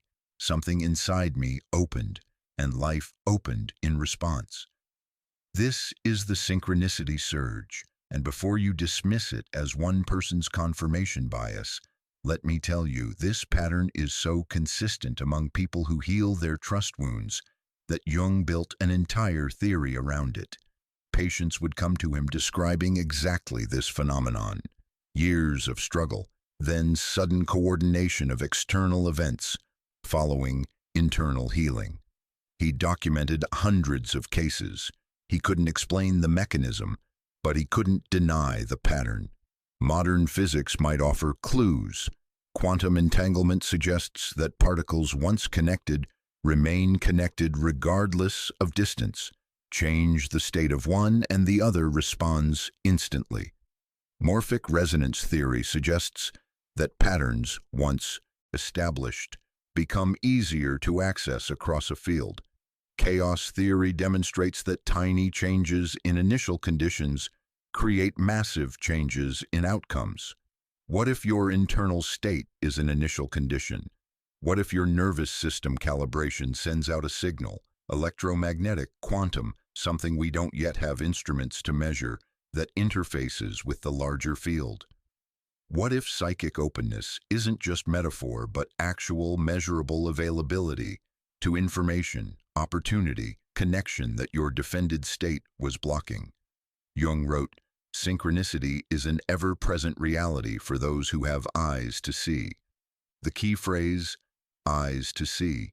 You can't see synchronicity when you're closed. You can't recognize meaningful coincidence when you're in defensive contraction. Not because synchronicities aren't happening, because you're not available to them. This is why skeptics experience fewer synchronicities. Not because they're more rational, because their worldview requires them to dismiss pattern as delusion, meaning as projection, connection as coincidence. They've closed themselves to the possibility that reality might be more participatory than mechanistic, and that closure becomes self-fulfilling. But here's what's critical. Synchronicity isn't magical thinking. It's not the belief that you can manifest anything by visualizing hard enough. That's ego inflation, and Jung warned against it strenuously. You cannot control synchronicity. You cannot force life to cooperate.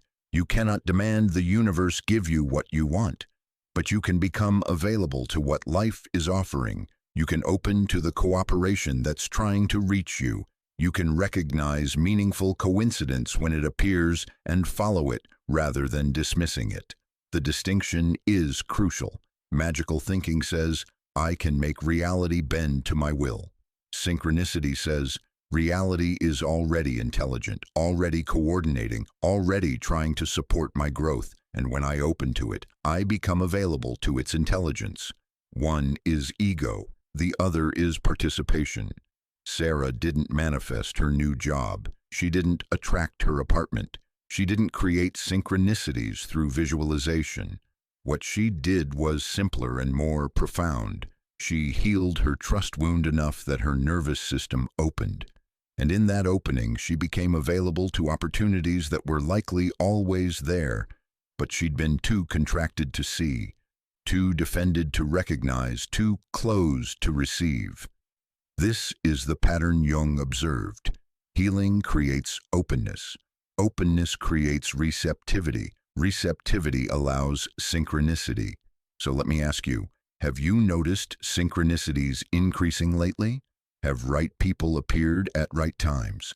Have doors opened unexpectedly? Have solutions manifested through impossible coincidence? If you have, your nervous system might be further along in its healing than your conscious mind realizes. Your body might have already crossed the threshold back into trust. And life, mysterious, responsive, intelligent life, might be welcoming you back. Or if you haven't, if life still feels like walking through walls, if nothing's working, that's information too. Your system might still be in protective closure, and that's okay. That's not failure. That's where you are. The synchronicities will come when your system is ready, when the healing reaches critical mass, when trust actually returns. You cannot force it, but you can recognize it. Jung's final word on synchronicity. It's not about controlling reality. It's about participating with it, about moving from the illusion of separation into the recognition of connection, about understanding that you're not an isolated ego fighting a hostile universe. You're a consciousness embedded in an intelligent cosmos that responds to your state. And when your state shifts from defended to open, from closed to receptive, from distrusting to trusting, the cosmos shifts with you. Not because you controlled it, because you finally stopped blocking it. Welcome back to the flow. Life missed you. Your dreams are telling you something your conscious mind refuses to hear. Every night while you sleep, your unconscious is broadcasting the truth of your psychic state through a language older than words, a language of symbols, images, scenarios that bypass your ego's defenses and reveal what's actually happening in the depths of your psyche. Carl Jung spent 5 decades studying this language. He understood that dreams aren't random neural noise. They aren't just wish fulfillment or anxiety processing. They're communications from the unconscious, diagnostic reports from the parts of yourself that know things your conscious mind hasn't yet accepted. And when it comes to trust, when it comes to safety, when it comes to the question of whether you're healing or still wounded, your dreams know first, long before your conscious mind admits it, long before your thoughts catch up. Your dreams announce the shift. There are specific pattern changes that occur in dream content when your nervous system crosses back over into safety. 7 distinct shifts that Jung documented across thousands of patients. These shifts are so consistent that they serve as reliable markers of psychological healing, more reliable often than what people report consciously about their state of mind. Because you can lie to yourself during the day, you can perform healing, you can convince yourself you're fine, but at night, when the ego sleeps, the unconscious tells the truth. And it tells that truth through the images, narratives, and emotional tones of your dreams. Let me take you through the 7 dream pattern shifts, and then I'll show you how 3 people tracked their healing through their dream journals, watching their unconscious announce safety long before their conscious minds believed it. The first shift: nightmares decrease in frequency and intensity. When you're in trauma, when trust is shattered, your nervous system doesn't stop working just because you're asleep. In fact, sleep is when it processes what happened, when it tries to integrate the unintegrated, when it rehearses responses to threats that felt overwhelming when they occurred. This processing often appears as nightmares: being chased, being attacked, being trapped, being unable to scream, being frozen while danger approaches. These aren't just scary dreams. They're your system's attempt to complete defensive responses that got interrupted during the actual traumatic event. In trauma theory, this is called incomplete defensive cycling. When something terrible happens and you freeze instead of fighting or fleeing, your nervous system stores that incomplete response. And at night, it tries again, over and over. The nightmare replays the threat, giving your system another chance to complete the defense, to run, to fight, to escape. But as healing occurs, as your nervous system begins to feel actually safe again, nightmares decrease. Not because you're suppressing them, because your system has completed the processing. The threat has been integrated. The incomplete cycle has resolved. There's nothing left to rehearse. Thomas tracked this in his dream journal for 18 months after a violent assault. For the first year, he had nightmares 4 to 5 times per week, always variations of the same theme. Someone attacking him unable to move, him trying to scream but no sound coming out. The same terror, the same frozen helplessness, the same waking up in panic, heart racing, drenched in sweat. Then, around month 14, he noticed the nightmares decreasing, 3 times a week, then twice, then once. By month 18, maybe twice a month. And the ones that did occur were less intense. He could move in them, could fight back, could escape. The frozen terror had lifted, even in the dream space. He wrote in his journal, "My unconscious is telling me something my mind doesn't believe yet. I'm safe now. The threat is over. My body has processed it. The nightmares decreasing isn't me avoiding the trauma. It's me completing it. My system doesn't need to rehearse anymore because it's not still trapped in that moment. It's moved on, even if my conscious thoughts haven't." The decrease in nightmares is your unconscious's first announcement. The acute threat response is resolving. The second shift, water imagery becomes clear instead of murky. Water in dreams represents the unconscious itself. Jung called it the universal symbol for the psychic depths, the parts of yourself you can't consciously access, the feelings you haven't integrated, the truths you haven't faced. And the quality of the water in your dreams reflects the state of your unconscious. When you're in trauma, when trust is broken, when you're in protective shutdown, water in dreams tends to be dark, murky, threatening, overwhelming. You're drowning. You're swimming in opaque water, not knowing what's beneath. You're caught in floods or tsunamis. You're sinking. This reflects the state of your inner world. Overwhelmed, flooded with unprocessed emotion, unable to see clearly into your own depths. Your unconscious is turbulent, dangerous, full of things you can't face. But as healing occurs, water imagery shifts. The water clears. You're swimming in clean pools. You're floating peacefully. You're standing at the edge of a calm lake. You're able to see through the water to the bottom.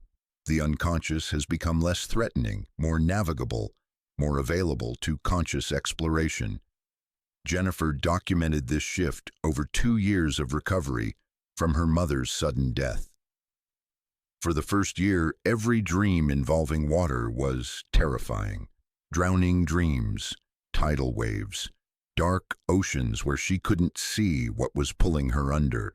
She'd wake gasping, feeling like she couldn't breathe, like grief was literally drowning her. But in year 2, the water started changing. First, just less dark, then occasional dreams of calm water, then a dream where she was swimming in a clear pool and could see all the way to the bottom, and at the bottom were objects from her childhood with her mother. She could see them clearly. She could dive down and retrieve them. The grief was still there, but it was no longer drowning her. It was something she could move through, something she could see into, something she could integrate. She wrote, "The clear water dream was the moment I knew I'd survive this. Not that I was over it, you don't get over losing your mother, but that I could hold it now, that my grief wasn't going to destroy me, that I could look into the depths of my pain and see what's there without being pulled under. My unconscious knew I was strong enough to face it now." Clear water in dreams is your unconscious's message. The emotional flooding has settled. You can see into your depths again. You can integrate what's there. The third shift, houses in dreams become stable and secure. The house in dreams represents the self, your psychic structure, your sense of identity, your internal dwelling place. And the condition of the house reflects the condition of your psyche. When trust is shattered, when your sense of self is destabilized, houses in dreams are unstable. They're falling apart. They have rooms you didn't know existed. They have foundations crumbling. They're being broken into, they're on fire, they're flooded, they're unsafe. This reflects your internal reality. Your sense of self is compromised. Your psychic structure is damaged. You don't feel secure in your own identity. You don't trust your own foundations. But as healing occurs, houses in dreams stabilize. You're in a solid house. You're renovating and improving it. You're discovering beautiful rooms you didn't know were there. You're making it yours. The structure is sound. The foundation is strong. You feel safe inside it. Marcus, the man who spent 5 years in the hermit phase after his business partner's betrayal, tracked house dreams meticulously. For the first 3 years, every house dream was a nightmare. Houses with no walls, houses where the floor was falling through, houses being invaded by strangers, houses where he couldn't find a room to lock himself in safely. Then, in year 4, he had a dream that shifted everything. He was in a beautiful house, his house, and he was renovating it, adding rooms, strengthening the foundation, making it exactly what he wanted it to be. And in the dream, he felt proud, capable, secure. He woke up and wrote, "That dream told me more about my healing than any therapy session. My unconscious was showing me I'm not falling apart anymore. I'm rebuilding, and not just rebuilding what was destroyed, building something new, something stronger, something actually mine. My sense of self is secure again. My psychic foundation is solid. I'm home in myself." Stable houses in dreams are your unconscious's declaration. Your sense of self has been restored. Your psychic structure is sound. You're secure in your own being. The 4th shift, falling dreams, stop. Falling dreams are universal markers of insecurity, loss of control, and lack of safety. When you're falling in a dream, you're not grounded. You have no foundation. You're in free fall with nothing to catch you. This is the perfect metaphor for what it feels like when trust is gone.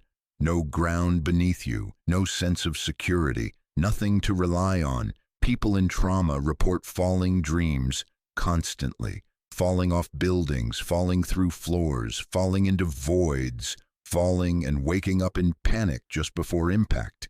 The falling represents the psychic truth. I have no ground. I have no safety. I'm in free fall and nothing will catch me. But as trust returns, falling dreams stop, not gradually, often suddenly. You simply stop having them because your unconscious has re-established ground. You have foundation again. You have something beneath you that will hold. And sometimes, even more powerfully, you have a dream where you fall, but then you fly. The fall transforms into flight. This is the unconscious's way of saying, not only are we safe again, but we've transcended the fear. What once would have destroyed us now lifts us. Elena, whose story we explored earlier, had falling dreams for the entire 3 years of her post-betrayal isolation. Every week, sometimes every night, falling from heights, falling through darkness, falling and waking right before she hit the ground, heart pounding. Then one night, she had the dream. She was falling, same as always. But this time, mid-fall, she realized she could fly. She spread her arms and instead of crashing, she soared. She flew over landscapes, over mountains, completely free, and she woke up laughing, actually laughing. She wrote in her journal, "I haven't had a falling dream since. Not one. It's been 8 months. It's like my unconscious decided, okay, we're done with that metaphor. We've established we won't be destroyed by loss of control. We can actually thrive in the unknown now. We don't need to keep rehearsing the fall because we know we can fly." That dream changed everything. It told me I'd crossed a threshold I didn't even know I was approaching. The cessation of falling dreams is your unconscious's promise. You have ground again. You have foundation. You're not in free fall anymore. The 5th shift, being chased, ends, or you turn around and face what's chasing you. Being chased in dreams is one of the most common trauma patterns. Something is after you, something threatening, something dangerous. and you're running, hiding, trying to escape. But you can never run fast enough. Your legs are heavy. You're paralyzed. The threat keeps gaining. This is your unconscious representing what you're avoiding. The unprocessed trauma, the pain you won't face, the truth you're running from. As long as you're running in dreams, you're still running in life. You're still in avoidance. You're still not ready to turn and face what hurt you. But healing creates a profound shift. Either the chase dreams stop entirely because you've integrated what you were running from, or something even more powerful happens. You turn around. You face what's chasing you, and when you do, it transforms. The monster becomes a wounded child. The attacker becomes a mirror. The threat dissolves when confronted. This is the unconscious's way of showing you what you're running from isn't what you think it is. The real threat isn't out there. It's the avoidance itself. And when you turn and face it, it loses its power. David, the combat veteran, had chased dreams for 7 years. Always the same. Enemies pursuing him running through endless buildings trying to escape, knowing they'd eventually catch him, waking in terror before they did. Then, in year 8, the dream changed. He was being chased, same as always. But this time, he stopped running. He turned around. And when he did, the pursuers stopped. They just stopped. And they stood there looking at him. And he realized they were soldiers too. They were him. He was running from himself, from the parts of himself he'd left behind in war. And the moment he turned and faced them, the chase ended. He never had the dream again. He told me, that dream was my unconscious telling me, you're not healing by running from what happened. You're healing by turning toward it, by integrating it, by facing the parts of yourself you tried to leave behind. And when I finally did that in the dream, my system knew he's ready now. He's not running anymore. We can stop rehearsing the chase. The end of chase dreams is your unconscious's signal. You're ready to face what you've been avoiding. You're ready to integrate what you've been running from. The avoidance phase is complete. The 6th shift. Dead people in dreams become alive, or you're able to say goodbye. When you lose someone, whether through death, betrayal, or abandonment, they often appear in your dreams. And the way they appear reveals your psychic relationship to the loss. In early grief or trauma, dead people appear as corpses, as ghosts, as threatening presences, as accusations. They represent unfinished business, unprocessed grief, things unsaid. Or they appear alive but then die again in the dream, forcing you to relive the loss over and over. But as healing occurs, the dream relationship changes. Dead people appear alive and well, and you know they're dead. But in the dream, it doesn't matter. You can talk to them. You can spend time with them. You can receive their love or offer yours. The dream becomes a space where connection continues, where the relationship can be completed, where goodbye can finally be said. Or, in some cases, you have a specific goodbye dream, a dream where you know this is the last time you'll see them, and you're able to say what needs to be said, to release them, to let them go, and you wake knowing something has been completed. Sarah, whose divorce shattered her trust, dreamed about her ex-husband constantly for the first 2 years. In every dream, he was betraying her again. Different scenarios, same betrayal. She'd wake up angry, grieving, re-traumatized. The dreams kept the wound fresh. But in year 3, the dreams shifted. He appeared in a dream, and they were sitting across from each other at a table, and she looked at him and said, "I forgive you, not for you, for me, so I can be free." And he looked at her and said, "I'm sorry, I'm so sorry." And she woke up crying, but not with pain, with release. She never dreamed about him again. She wrote, "That dream was my unconscious completing what my conscious mind couldn't do. I couldn't forgive him in real life. I probably still can't. But some part of me, some deep part, needed to release the energetic bond, needed to complete the relationship, needed to say goodbye. and my unconscious did it for me. And after that dream, I was free. I stopped obsessing. I stopped replaying. I stopped waiting for closure from him. I'd given myself closure. The shift in how dead or lost people appear in dreams is your unconscious's way of completing relationships your conscious mind can't complete. It's the psyche's natural grief work happening in symbol, the seventh shift, and the most powerful. Dreams of return or homecoming appear. This is the ultimate dream signal that trust has been restored. The homecoming dream, the return dream. The dream where you're coming back to a place that feels like home and you're welcomed, and you're safe, and you belong. Sometimes it's literal. You dream of returning to a childhood home and it's beautiful and warm and you're greeted with love. Sometimes it's symbolic. You dream of arriving at a place you've never been, but it feels like where you were always meant to be. Sometimes it's relational. You dream of reuniting with people you love, and the reunion is joyful, complete, healed. The homecoming dream is the unconscious's announcement.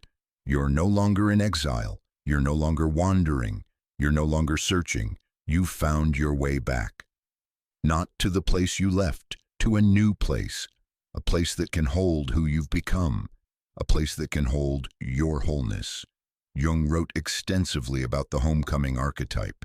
He understood it as the completion of the individuation journey, the return to self after the long journey through the unconscious, the hero's return after the quest, the wanderer coming home after years of searching. And across his patience, he noticed this.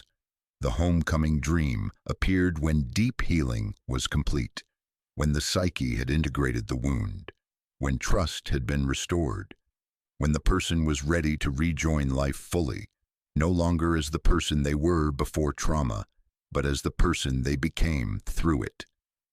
Marcus had his homecoming dream at the end of year 5.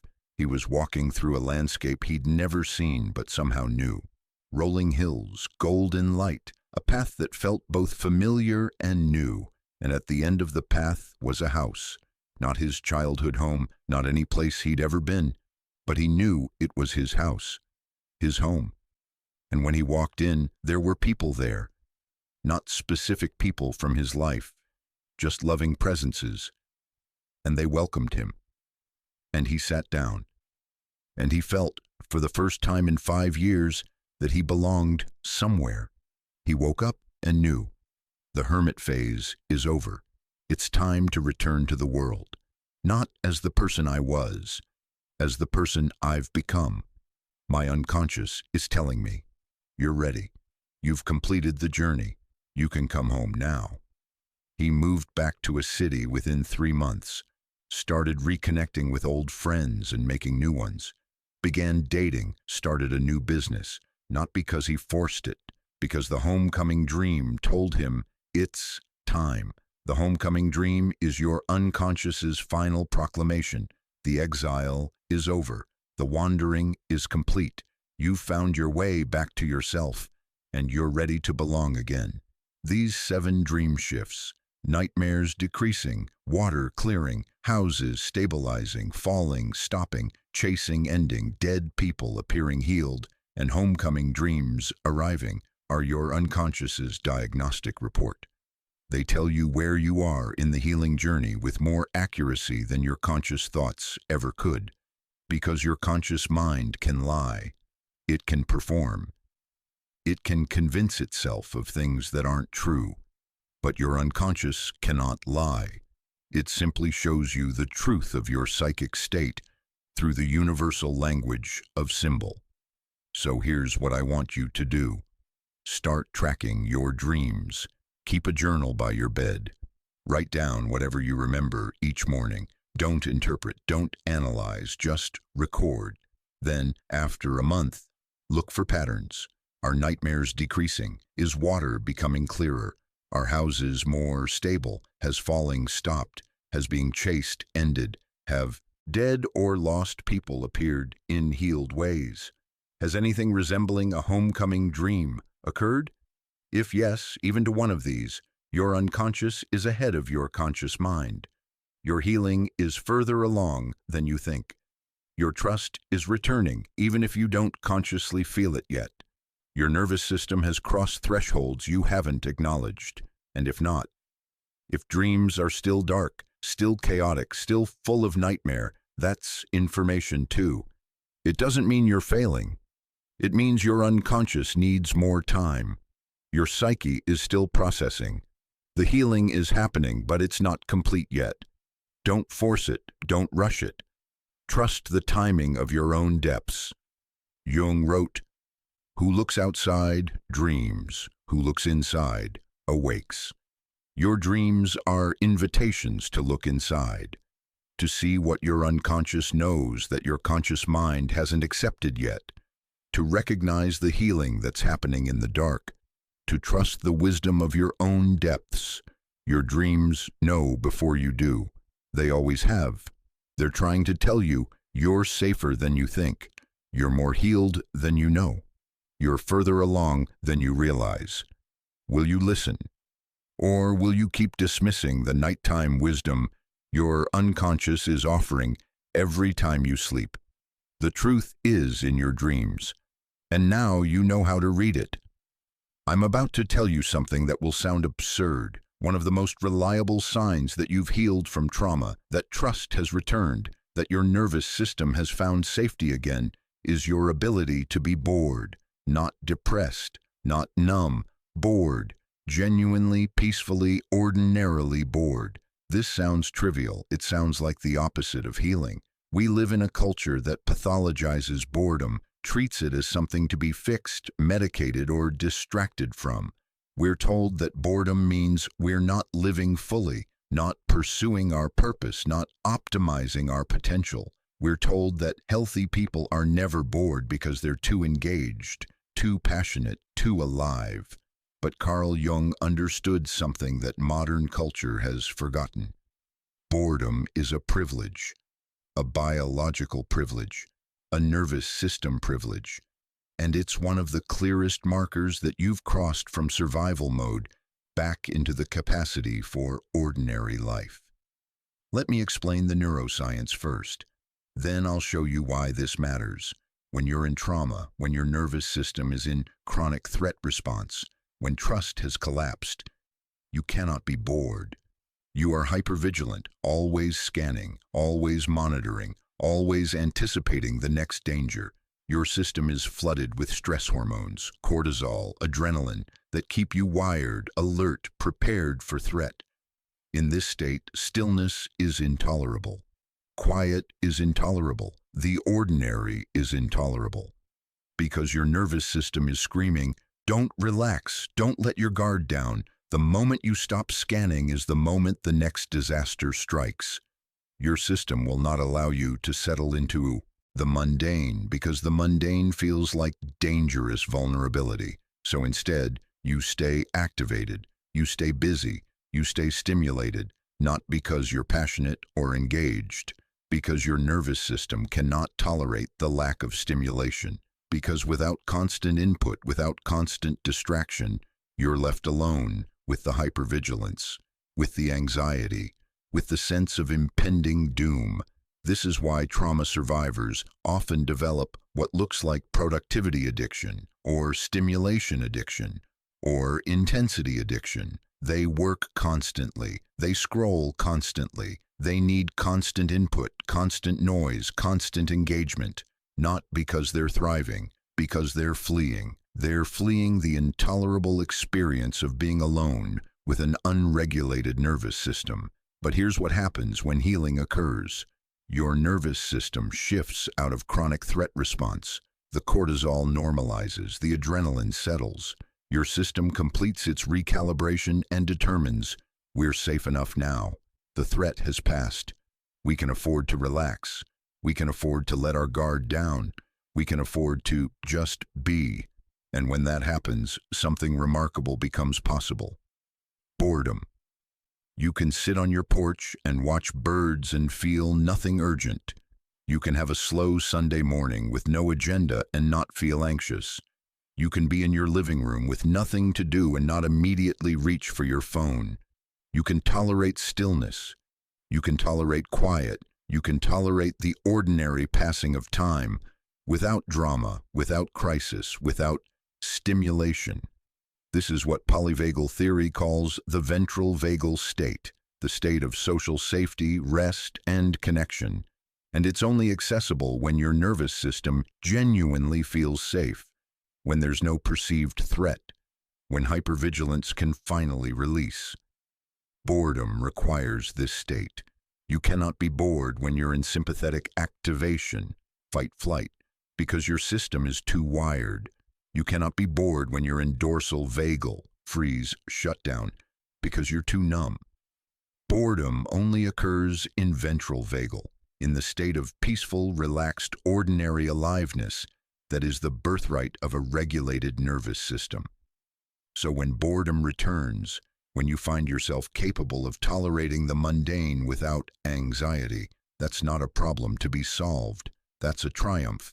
That's your nervous system announcing, we've healed enough to handle the ordinary. We've healed enough to be unexcited without being threatened by it. Let me tell you David's story again, from a different angle. David came back from Afghanistan carrying PTSD that his entire medical team said would be lifelong. For 8 years after his deployment, he could not sit still, could not relax, could not tolerate quiet. Every moment of his day had to be filled. Working, exercising, drinking, watching TV, scrolling, anything to avoid the experience of being alone with his thoughts. His therapist called it avoidance. His wife called it workaholism. His friends worried he was running himself into the ground. And they were right. But what they didn't understand was he wasn't choosing to be this way. His nervous system wouldn't allow anything else. People would tell me, just relax, just take a break, just do nothing for once, David told me. And I wanted to scream at them. I can't. It's not that I won't. I physically cannot sit still without feeling like I'm going to crawl out of my skin. My body won't let me. If I stop moving, stop doing, stop stimulating, the anxiety rushes in and it's unbearable. So I don't stop, ever. This is the hypervigilance trap. Movement keeps the anxiety at bay. Busyness keeps the intrusive thoughts away. Stimulation keeps the nervous system occupied so it can't focus on scanning for threats. It's not healing, but it's survival. David tried everything: therapy, medication, mindfulness, breathwork, EMDR, somatic experiencing. Some helped more than others, but nothing fully released the hypervigilance. Nothing gave him the capacity to actually relax, to actually rest, to actually be still without suffering, until one day, 8 years, 4 months, 12 days after his last deployment, he was sitting on his back porch, morning coffee, no agenda, and he realized he was just sitting, not planning, not worrying, not bracing, just sitting, watching the birds at his bird feeder, and he felt bored. Not anxious bored, not crawling out of his skin bored, just ordinarily, peacefully bored, like a normal person on a normal Sunday morning with nothing urgent happening. And that's when he started crying. I hadn't felt that in a decade, he said. The capacity to be bored, the capacity to sit with nothing happening and not feel like I was in danger. My therapist had been talking about this goal for years, being able to tolerate the present moment without distress, and I'd tried so hard to get there through techniques, through willpower, but it never worked, because you can't force your nervous system to feel safe. It has to actually feel safe. And that morning, for the first time, mine did.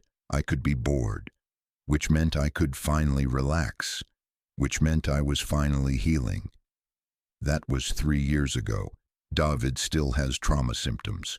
He still has triggers. He still has hard days. But he can be bored now. He can sit on his porch and watch birds without his system screaming at him to do something, fix something, prepare for something. He can tolerate ordinary, peaceful moments without feeling like disaster is imminent. And he tells me, that's the real marker of my healing, not that I'm always happy, not that I don't have symptoms, but that I can be ordinarily bored like a normal person, that I can have slow mornings where nothing happens and not feel like I'm dying. That's the gift. That's the real recovery. This is what Jung meant when he observed that his most healed patients could tolerate stillness and mundanity without anxiety. He noticed that people early in healing were always in drama, always in intensity, always in crisis or passion or stimulation. But as healing progressed, they became increasingly comfortable with the ordinary, with the uneventful, with the peaceful passing of time. He didn't see this as them becoming less alive. He saw it as them finally being safe enough to access ordinary aliveness, the kind that doesn't require constant adrenaline to feel real. Modern culture has this exactly backward. We celebrate intensity, we celebrate constant engagement, we celebrate people who are always on, always producing, always stimulated, and we pathologize people who seem content with ordinary quiet lives, calling them unmotivated or depressed or not reaching their potential. But what if that's trauma speaking? What if our cultural addiction to constant stimulation is actually collective hypervigilance? What if we've normalized a state of chronic nervous system activation and called it high performance? What if the person who can sit peacefully on their porch watching birds is actually more healed than the person who needs to be constantly doing, achieving, stimulating, performing? There's research on this. Studies of indigenous cultures that never developed industrial anxiety show something remarkable. People spend significant portions of their day doing what modern observers call nothing, sitting, watching, being, not meditating, not mindfully practicing presence, just ordinarily, unremarkably existing in peaceful boredom. And these same cultures have dramatically lower rates of anxiety disorders, depression, and trauma-related pathology. Not because they have less hardship, many face significant challenges, but because their nervous systems haven't been trained to equate stillness with danger, boredom with threat. They can be bored, and that capacity is protective. Contrast this with modern industrialized cultures where boredom is treated as an emergency, where children are medicated for being bored in school, where adults feel guilty if they're not constantly productive, where stillness is seen as waste, quiet as uncomfortable, and doing nothing as failure.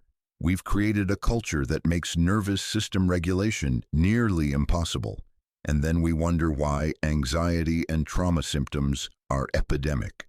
Jung saw this coming. He warned about the dangers of what he called the frenetic pace of modern life and its impact on the psyche.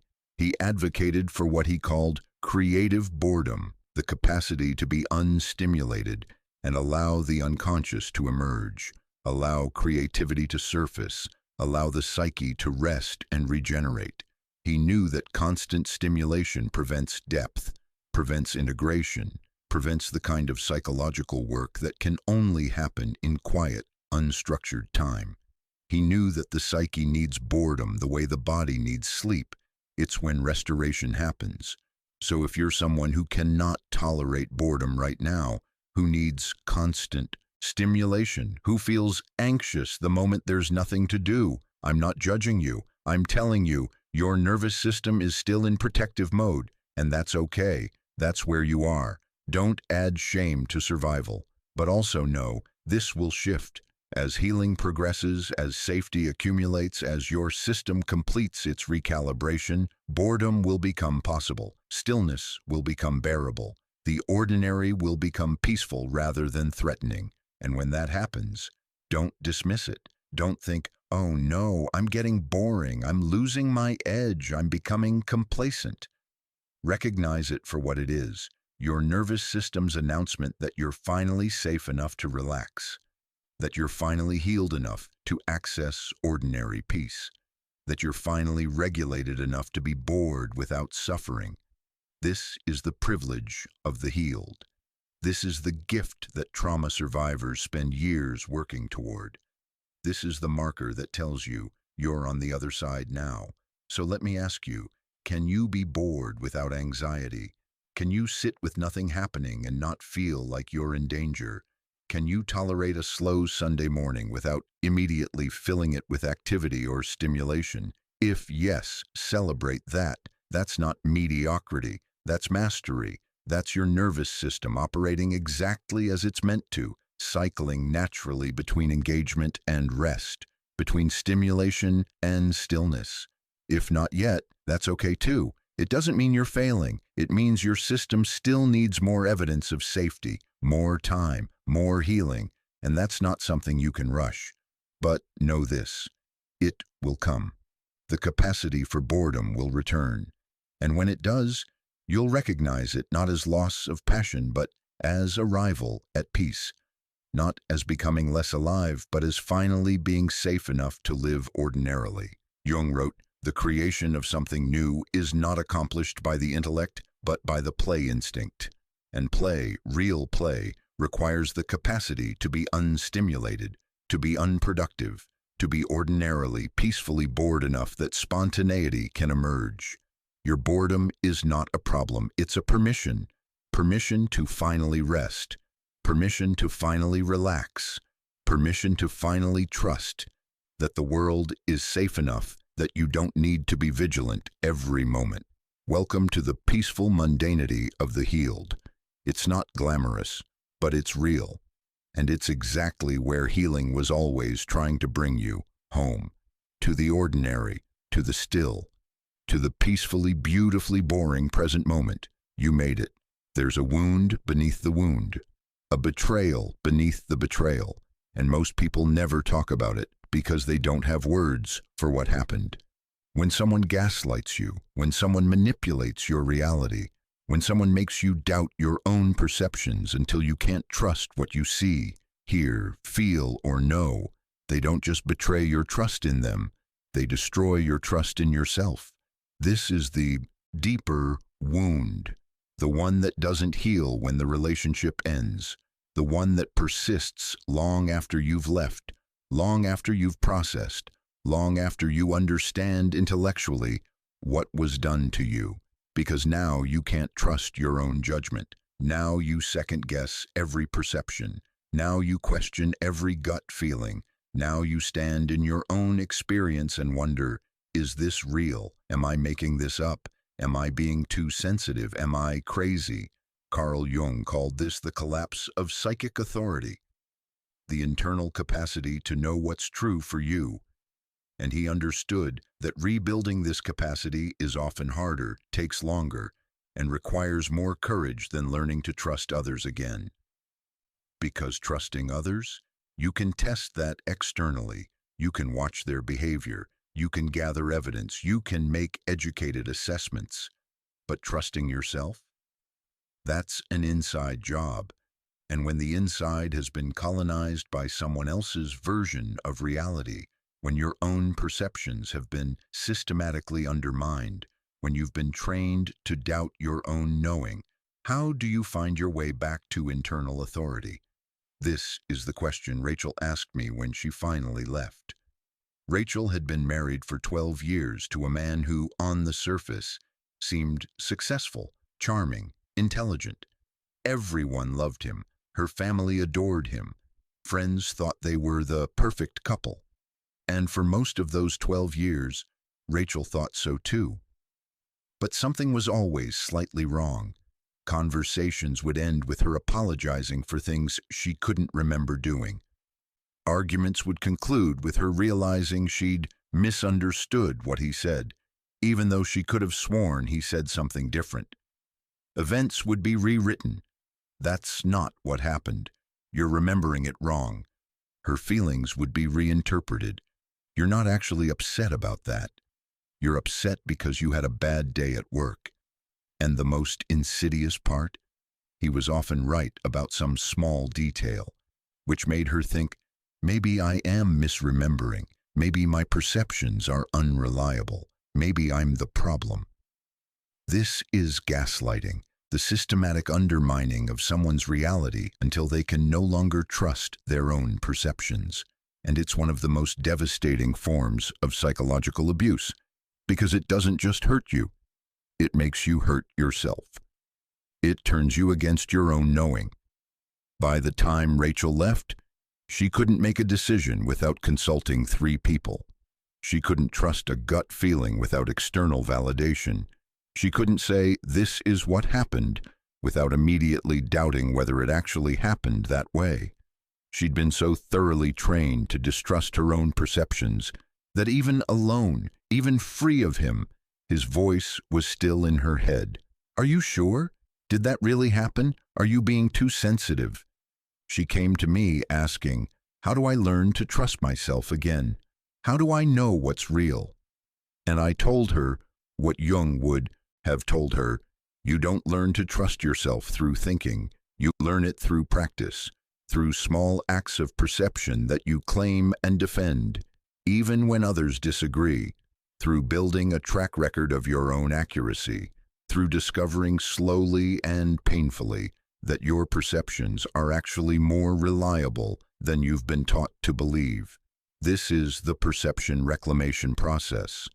There's a truth about human psychology that most therapeutic approaches won't tell you. It's uncomfortable, it's destabilizing, and once you see it, you can't unsee it. Here it is. The moment you finally become safe, truly safe, is the exact moment your unconscious mind declares war on your healing. You've probably noticed something strange. Maybe you escaped that toxic relationship, or you left that suffocating job, or you finally established financial security. You did everything right. You followed all the advice. You created boundaries. You chose better. And yet, in the quiet moments when you should feel relief, there's something else. A tightness in your chest, a scanning of the environment, an inexplicable panic that arrives precisely when peace does. Carl Jung identified something most people spend their entire lives never recognizing. He called it the guardian at the threshold. Those who've survived chaos, trauma, or prolonged uncertainty develop an internal sentinel, a part of the psyche that becomes obsessively devoted to prediction, protection, and perpetual vigilance. This guardian saved your life. It read the micro-expressions on your father's face to predict his rage. It detected the shift in your partner's tone that signaled danger. It kept you 3 steps ahead of disaster for so long that hypervigilance became your natural state. But here's what Jung understood that most people never discover.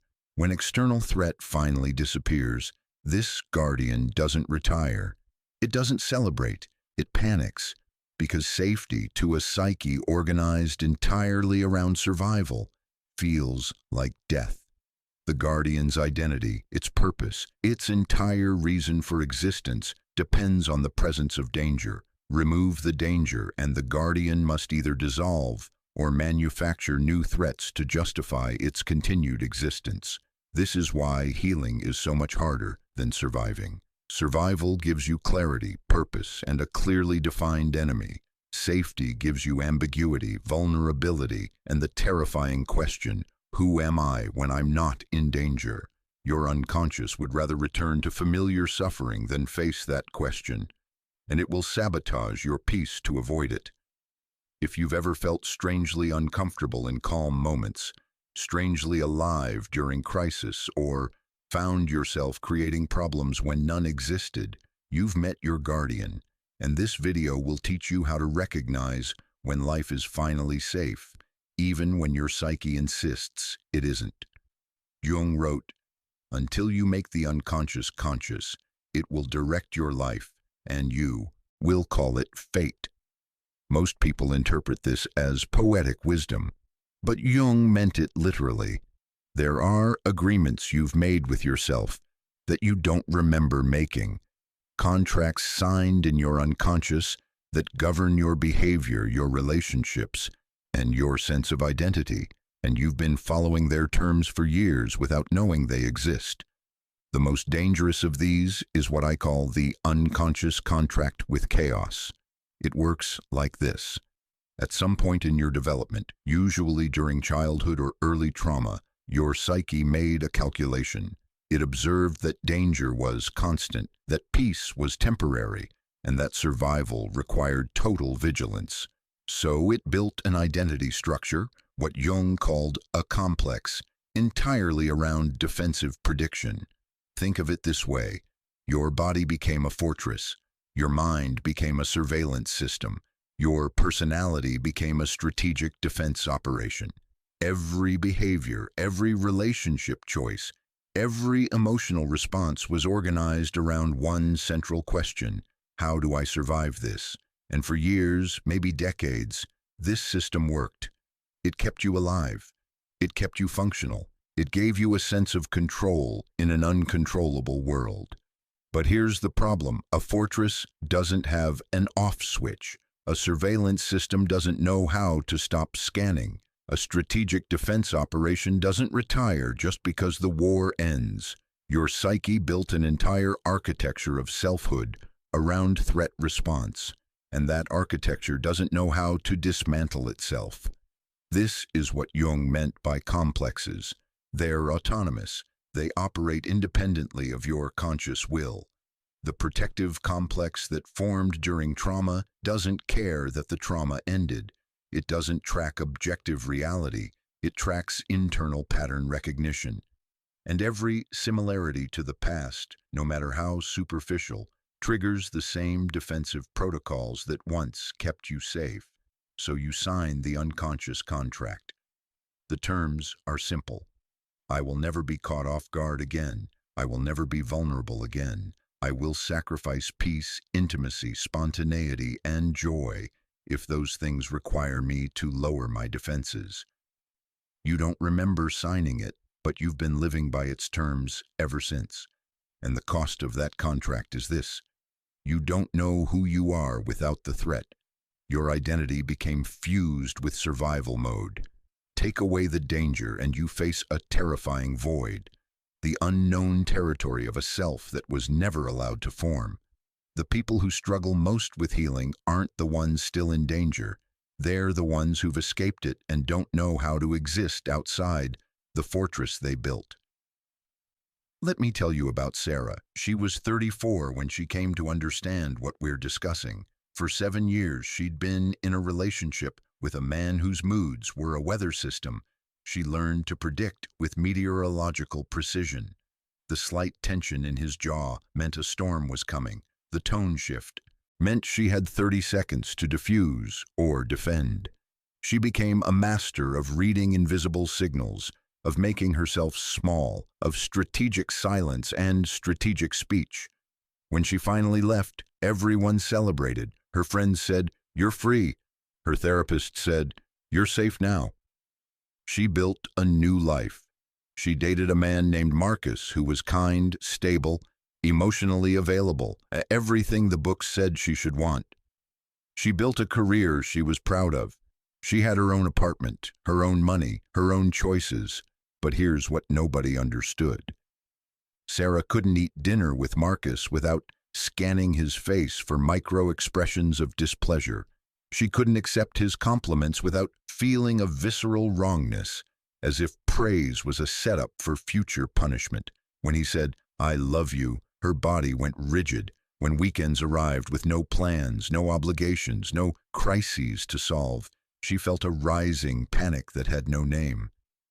The strangest part? Sarah found herself creating problems. She'd pick fights about nothing. She'd catastrophize tiny issues into relationship-ending disasters. She'd interpret his quietness as withdrawal, his tiredness as anger, his normal human inconsistency as evidence of inevitable betrayal. And in the moments after these manufactured crises, after the arguing and anxiety, there was a terrible relief. The chaos felt like home. The conflict felt like clarity. What Sarah was experiencing is what Jung called an autonomous complex, a split-off part of the psyche that operates independently, pursuing its own agenda regardless of conscious desire. Her conscious mind wanted peace. Her unconscious mind experienced peace as mortal danger. The guardian complex that had kept her alive for 7 years was still running the same protocols, still scanning for threat, still organizing her entire personality around defensive prediction. And here's the most painful part. The abuser wasn't just external anymore. She'd internalized him. Her shadow, the repressed, unconscious aspects of her psyche, now contained the voice, the judgment, the unpredictable punishment of the man she'd escaped. Jung understood this. The qualities we repress don't disappear. They go underground and operate autonomously. Sarah had become her own jailer, her own interrogator, her own source of the chaos she thought she'd left behind. She didn't need to escape an external threat anymore. She needed to recognize the internal one. And that recognition is infinitely harder because it requires admitting that the enemy isn't out there anymore. It's a part of you that doesn't know the war ended. Jung said, "One does not become enlightened by imagining figures of light, but by making the darkness conscious." So let's make something conscious. If you're finally safe, but your psyche hasn't realized it yet, you'll notice 7 specific patterns. These aren't just behaviors, they're messages from your unconscious, proving that the guardian complex is still running. Old programming in a new reality. First, hypervigilance in calm moments. You're at dinner with someone you love. The conversation is easy, the atmosphere is warm, and suddenly, without reason, you're scanning. You're monitoring their facial expressions, their tone, the space between their words. Your body is braced for impact that never comes. This is your nervous system running threat detection protocols when no threat exists. The guardian doesn't trust peace. It believes peace is the moment before disaster. Second, guilt during joy. You get good news. You experience pleasure. You have a moment of genuine happiness. And immediately, there's a voice. This won't last. Don't get comfortable. Something bad is coming. Or worse, you don't deserve this. The guilt isn't rational, it's archetypal. Your psyche associates joy with punishment because in your past, joy was often the setup for pain. So the unconscious tries to control the inevitable by rejecting the joy before it's taken away. Third, relationship testing. This one is insidious. You have someone stable, someone trustworthy, someone who shows up consistently, and you start testing them, pushing boundaries, creating conflicts, withdrawing affection to see if they'll abandon you. Jung would say you're trying to force the relationship to match your internal template. Your shadow expects betrayal, so it orchestrates betrayals to prove itself right, to restore the familiar narrative, to avoid the destabilizing experience of trust. Fourth, phantom pain. Your body holds the memory of threat even when your mind knows you're safe. Chronic tension, unexplained physical symptoms, digestive issues, headaches, insomnia, all without medical cause. This is somatic memory. The body's autonomic nervous system is still in survival mode, still flooding you with cortisol and adrenaline, still preparing for a danger that exists only in historical time. Fifth, future catastrophizing. You can't stay present. Every moment of now is contaminated by imagined future disaster. What if this job ends? What if this relationship fails? What if my health collapses? The guardian complex cannot tolerate uncertainty, so it manufactures false certainty through catastrophic prediction. At least if you expect disaster, you won't be caught off guard, except you're sacrificing the present to defend against a future that may never arrive. Sixth, identity confusion, the most destabilizing sign. You look in the mirror and don't recognize yourself outside the context of struggle. Who am I if I'm not fixing something? Who am I if I'm not overcoming something? Who am I if I'm not proving something? Your persona, the social mask Jung described, was built entirely around survival competence. Remove the need for survival and the persona has no function. You're left with the terrifying work of discovering the authentic self that was never allowed to form. Seventh, the relief of crisis. This is the one that makes people feel most ashamed. But name it anyway. When a new problem emerges, a conflict, a challenge, a disaster, there's a strange comfort. Not because you want suffering, but because crisis gives you clarity of purpose. It activates the guardian. It returns you to the familiar identity of survivor. Peace is terrifying because it requires you to be something other than reactive. Crisis is relieving because it lets you be what you've always been. Take a moment. Which number resonates most? Don't judge it. Just notice. Your answer will tell you where the guardian is most active in your life. Comment the number below. Let's see if a pattern emerges in our collective unconscious. Jung understood that the psyche organizes itself through archetypes, universal patterns of human experience that exist in the collective unconscious. One of the most powerful is the protector. In mythology, this is the guardian at the gate, the sentinel on the wall, the warrior who stands between the vulnerable self and the dangerous world. When you experience trauma or prolonged threat, this archetype activates with overwhelming force. It becomes the dominant structure of your personality, and for a time, this is salvation. The protector reads danger before it arrives. It creates strategies, boundaries, escape plans. It gives you the hypervigilance that keeps you alive when survival is genuinely uncertain. But here's what happens that nobody talks about. The protector doesn't have wisdom. It has protocol. It doesn't evaluate context. It responds to pattern. And when the external threat ends, the protector doesn't retire. It cannot retire because its identity, its purpose, its entire existence depends on the presence of danger. So it becomes corrupted.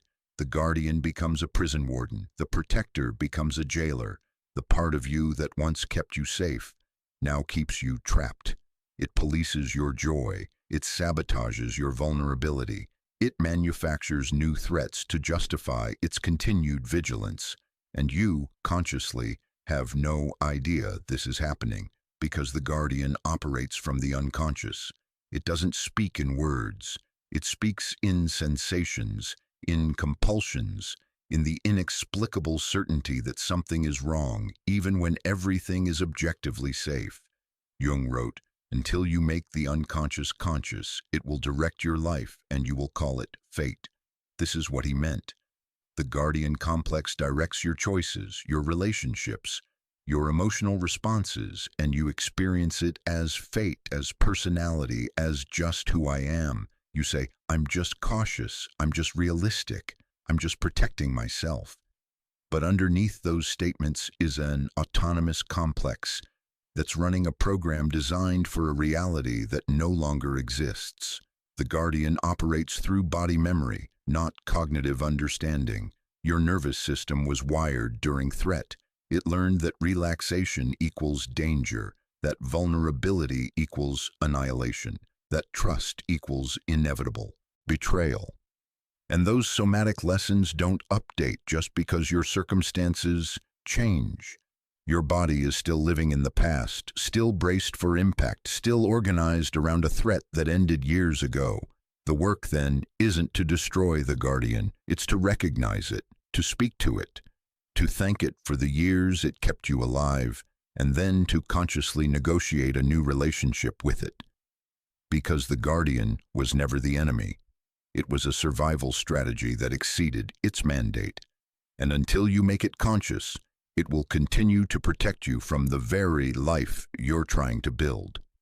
Now we arrive at the most uncomfortable insight Jung offered. The shadow, the repressed, denied, unconscious aspects of yourself, doesn't always want you to heal. In fact, the shadow often forms a secret alliance with danger, with chaos, with suffering. Why? Because danger validates the shadow's existence. Think of it this way. Your shadow contains all the parts of yourself you had to exile to survive. The anger you couldn't express, the needs you couldn't voice, the vulnerability you couldn't afford.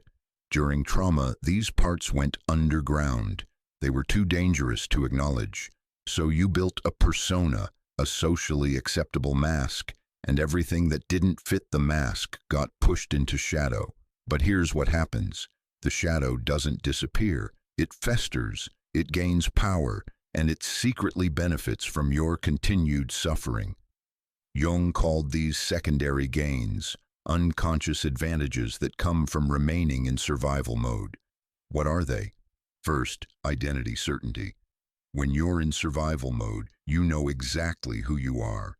You're the survivor, the overcomer, the one who endures. Take away the danger, and that identity dissolves. You're left with the terrifying question, who am I without the struggle? The shadow would rather maintain a painful identity than face the unknown of authentic selfhood. Second, moral superiority. Suffering grants us certain status. You've been through things others haven't. You've survived what would break others. There's an unconscious pride in that. The shadow doesn't want to admit it, but there's a secret satisfaction in being the one who had it harder, who knows more about pain, who has earned the right to be guarded. Healing means releasing that status, and part of you doesn't want to. Third, exemption from normal life demands. When you're in crisis, people make allowances. You don't have to show up fully. You don't have to be accountable in the same way. You don't have to face the ordinary anxieties of intimate relationship, creative risk, or personal responsibility. The shadow knows this, and it will unconsciously recreate crisis to maintain that exemption. This is the most dangerous insight I can offer you, and I need you to hear the warning that comes with it. Never weaponize this knowledge against yourself or others. This isn't about blame. This isn't about saying you want to suffer or choose to stay stuck. The shadow operates unconsciously. Recognizing it is the first step to integrating it, not an excuse for self-judgment or judgment of others. But the recognition is essential, because until you see the shadow's alliance with danger, you'll keep unconsciously recreating the very situations you consciously want to escape. You'll choose partners who replicate old dynamics. You'll sabotage opportunities that require vulnerability. You'll manufacture crises when life becomes too stable, not because you're broken, but because your psyche is trying to preserve the only identity structure it knows. Jung said, "I'd rather be whole than good." This is what he meant.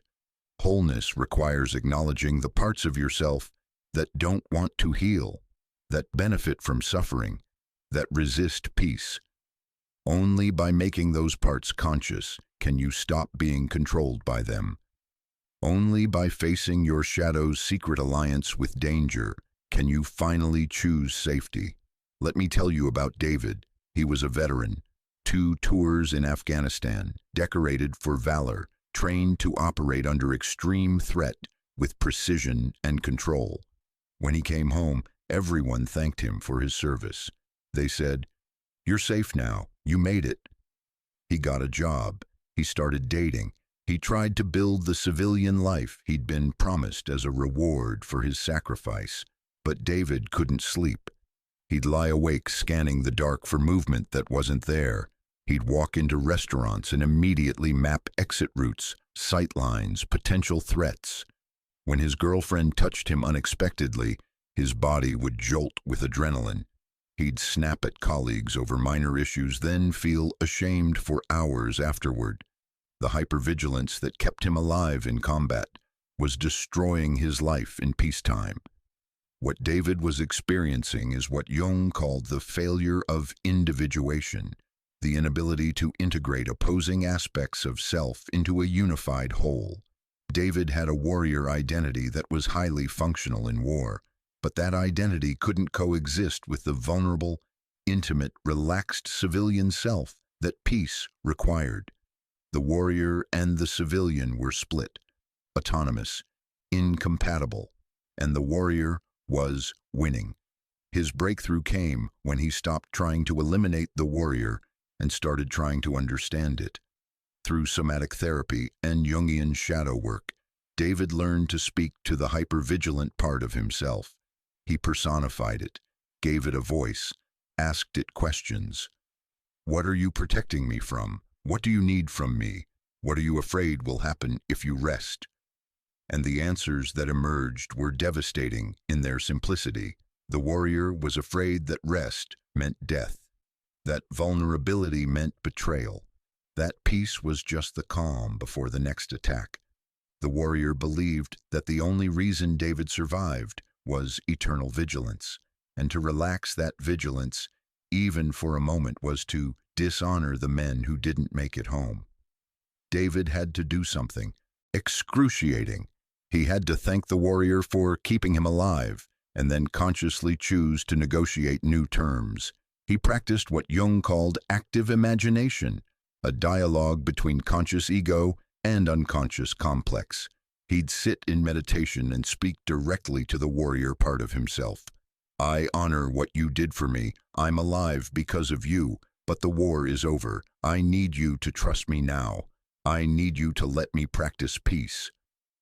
It wasn't instant, integration never is, but gradually through thousands of small practices, David learned to hold both identities simultaneously. He could be the warrior when it was appropriate, decisive, strategic, protective, and he could be the vulnerable human when it was safe, open, present, undefended. He didn't eliminate the hypervigilance. He made it conscious and contextual rather than automatic and constant. The turning point came at a dinner with his girlfriend. She said something kind, something vulnerable, something that required him to lower his guard and receive her love. And for the first time, instead of scanning her face for hidden threats, instead of deflecting or defending, he felt his chest tighten and chose to stay. He let the discomfort be there. He didn't run from it. He breathed through it. And on the other side of that moment was something he hadn't felt in a decade. Peace, not the absence of threat, the presence of trust. That's individuation, not the elimination of protective parts, but their integration into conscious choice. David still had the warrior, but the warrior no longer had him. Jung described individuation as the process of becoming whole, integrating the conscious and unconscious, the persona and the shadow, the various fragmented parts of self into a unified individual. For those who've lived under the guardian's rule, this process follows 4 distinct stages. This isn't linear. You'll spiral through these stages repeatedly, each time at a deeper level, but understanding the map makes the territory less terrifying. Stage 1. Recognition. You can't change what you don't see. The first stage is making the guardian conscious. This means naming it, personifying it, understanding its origin story. When did it form?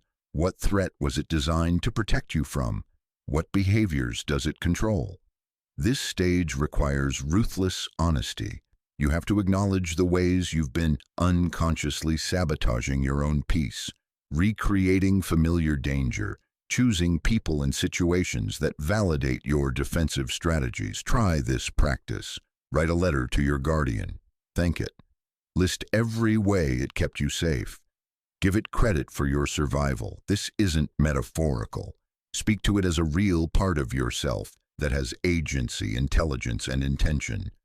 Thank you for reading the room when I couldn't. Thank you for keeping me 3 steps ahead. Thank you for the vigilance that saved my life. This gratitude is essential. You can't integrate what you're at war with. Stage 2, negotiation. Now comes the hard part. You have to create a conscious dialogue with the protective parts of yourself and establish new agreements. This is Jung's active imagination technique. Sit quietly, close your eyes. Imagine the guardian as a figure, a warrior, a sentinel, a fortress wall, whatever image emerges. Then speak to it. The original threat has ended. I need you to know that. I'm asking you to trust me. I'm not abandoning you. I'm not saying you were wrong. I'm saying we need new protocols for a new reality. Listen for the response. It will come as sensation, as image. as intuitive knowing. The guardian will resist. It will argue. It will present evidence of why vigilance must continue. Don't fight it. Negotiate. I'm not asking you to disappear. I'm asking you to let me practice vulnerability in safe contexts. I'm asking you to trust my assessment of safety, and I'll promise to honor your warning when real danger appears. This is a contract renegotiation. The old terms no longer serve. You're proposing new ones. Stage 3. Gradual exposure. You don't learn to trust by forcing yourself into vulnerability all at once. You learn through microdoses, what therapists call titration.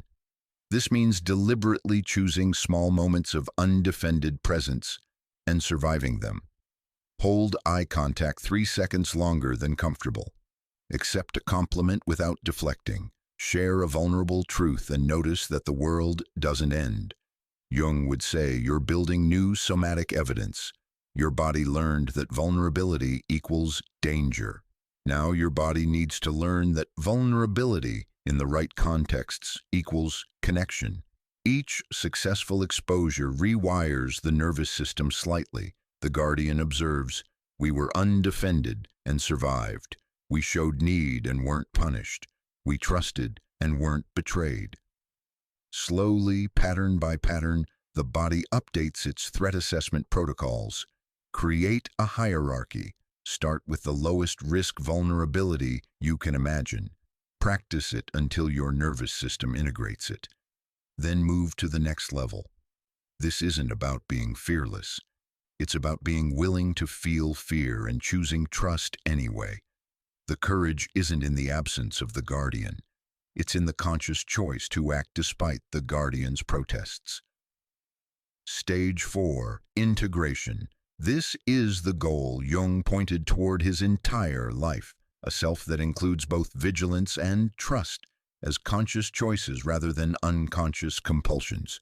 You don't eliminate the guardian. You make it an advisor rather than a dictator. When the guardian speaks, you listen. You evaluate its input. Sometimes it's right, there is real danger, and protection is appropriate. Sometimes it's reacting to historical ghosts, and you consciously choose to override its warnings. This stage looks like David at that dinner, feeling the tension, acknowledging the guardian's fear, and choosing vulnerability anyway. It looks like Sarah recognizing the impulse to test her partner and saying, "That's the old pattern. I'm going to choose differently." It's the moment you can observe your own defensive reactions without being controlled by them. Integration means you can hold paradox. You're both strong and vulnerable, both protected and open, both strategic and spontaneous.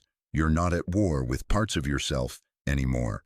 Jung called this the transcendent function, the ability to hold opposing forces in consciousness simultaneously without needing to eliminate either. That's wholeness.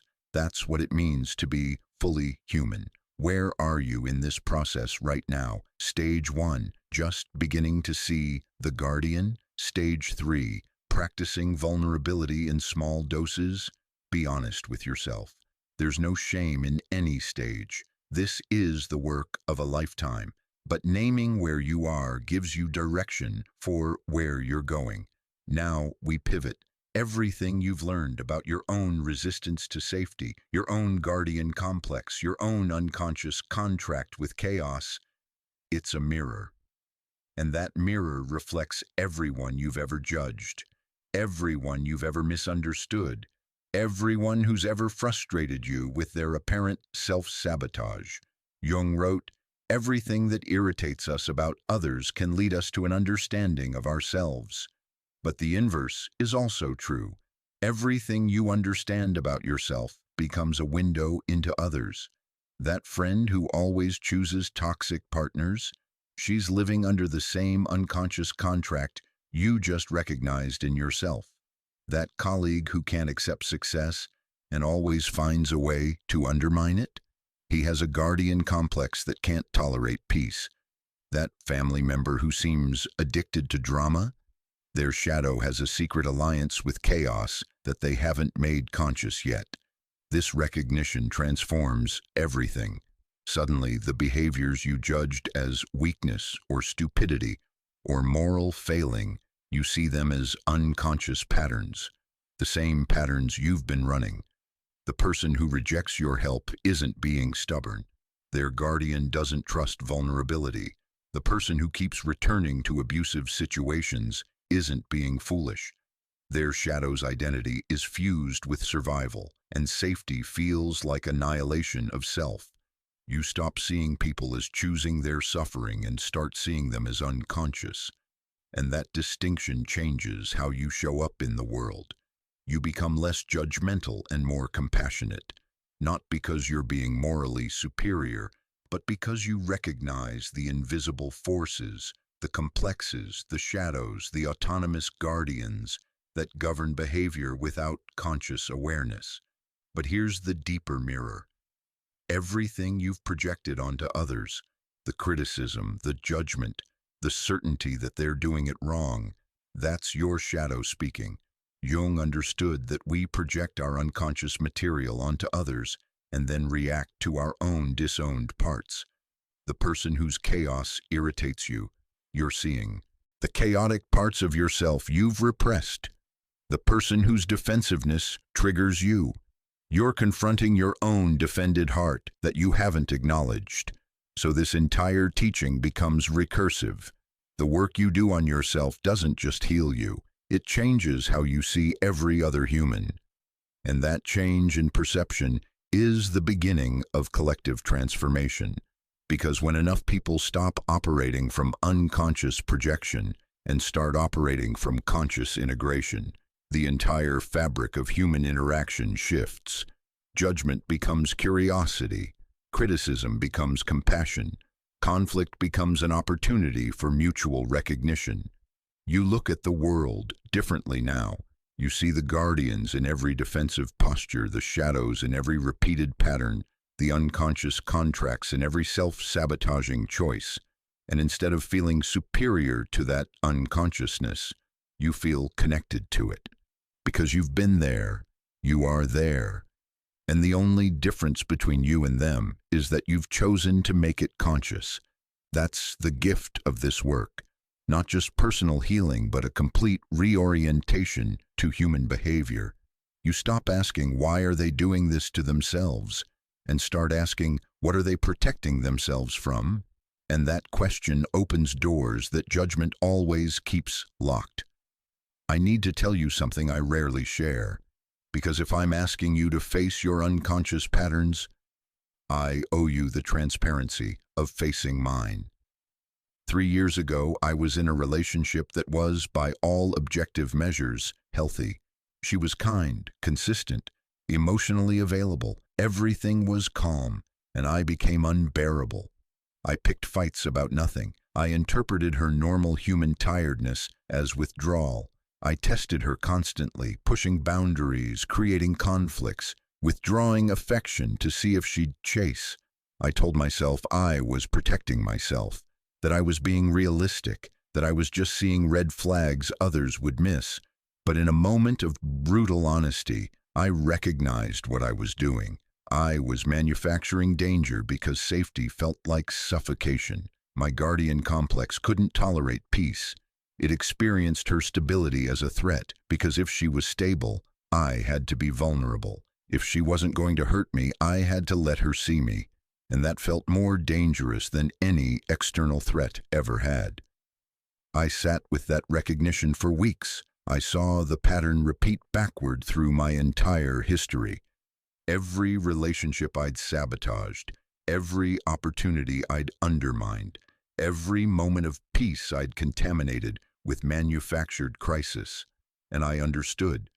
The guardian that kept me alive during a chaotic childhood had become a prison warden preventing me from living. I had to do the work I'm asking you to do. I had to speak to that guardian, thank it, negotiate new terms. I had to practice vulnerability in micro doses, while my entire nervous system screamed that it was dangerous. And I had to face the most terrifying question of all. Who am I without the armor? If I'm not the vigilant one, the strategic one, the one who's always 3 steps ahead, who am I? I'm still answering that question. This isn't a redemption story where I tell you I'm healed and whole and complete. I'm in the same spiral you're in, just at a different point in the rotation. Some days I can hold vulnerability and protection simultaneously. Some days the guardian seizes control, and I'm back in old patterns, scanning for threats that aren't there.